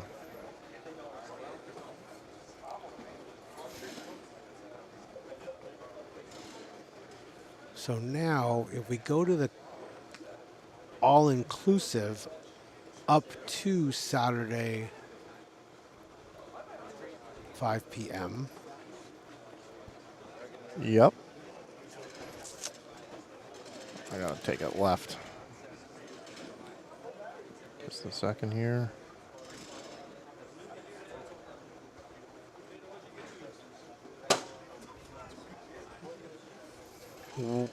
So what we have filtered in, we got to remember, is Jenkins is a buy and Adams is a buy.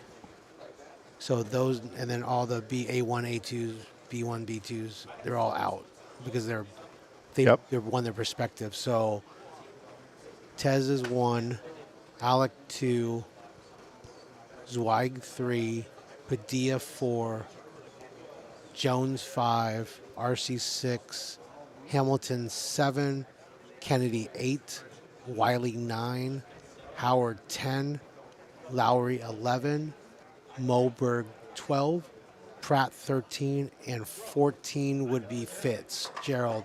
So unofficially, obviously with one squad to go, your moving cut score is plus 111.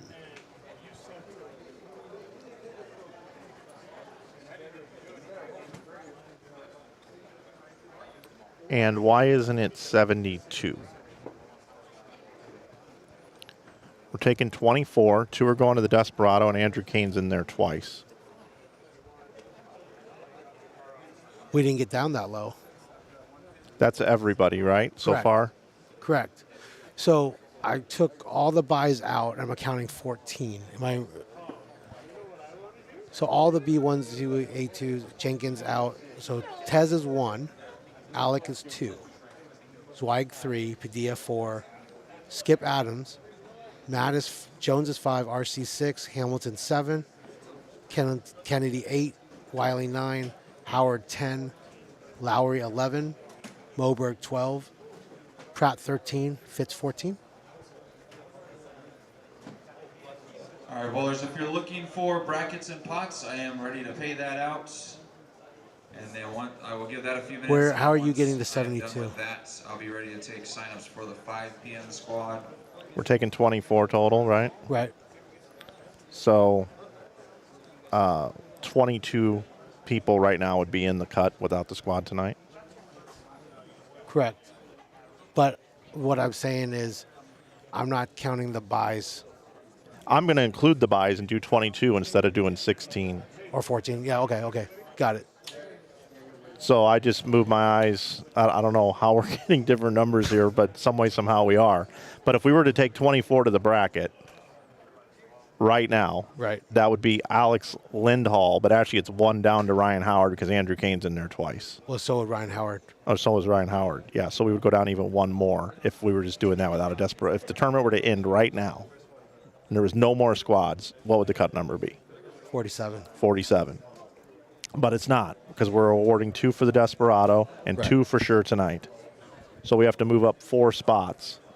So that brings me up to Brianna Cote at plus 91. Now, that's not where it's going to land. Right, but how I'm viewing, I guess, am I viewing it improper? I don't know.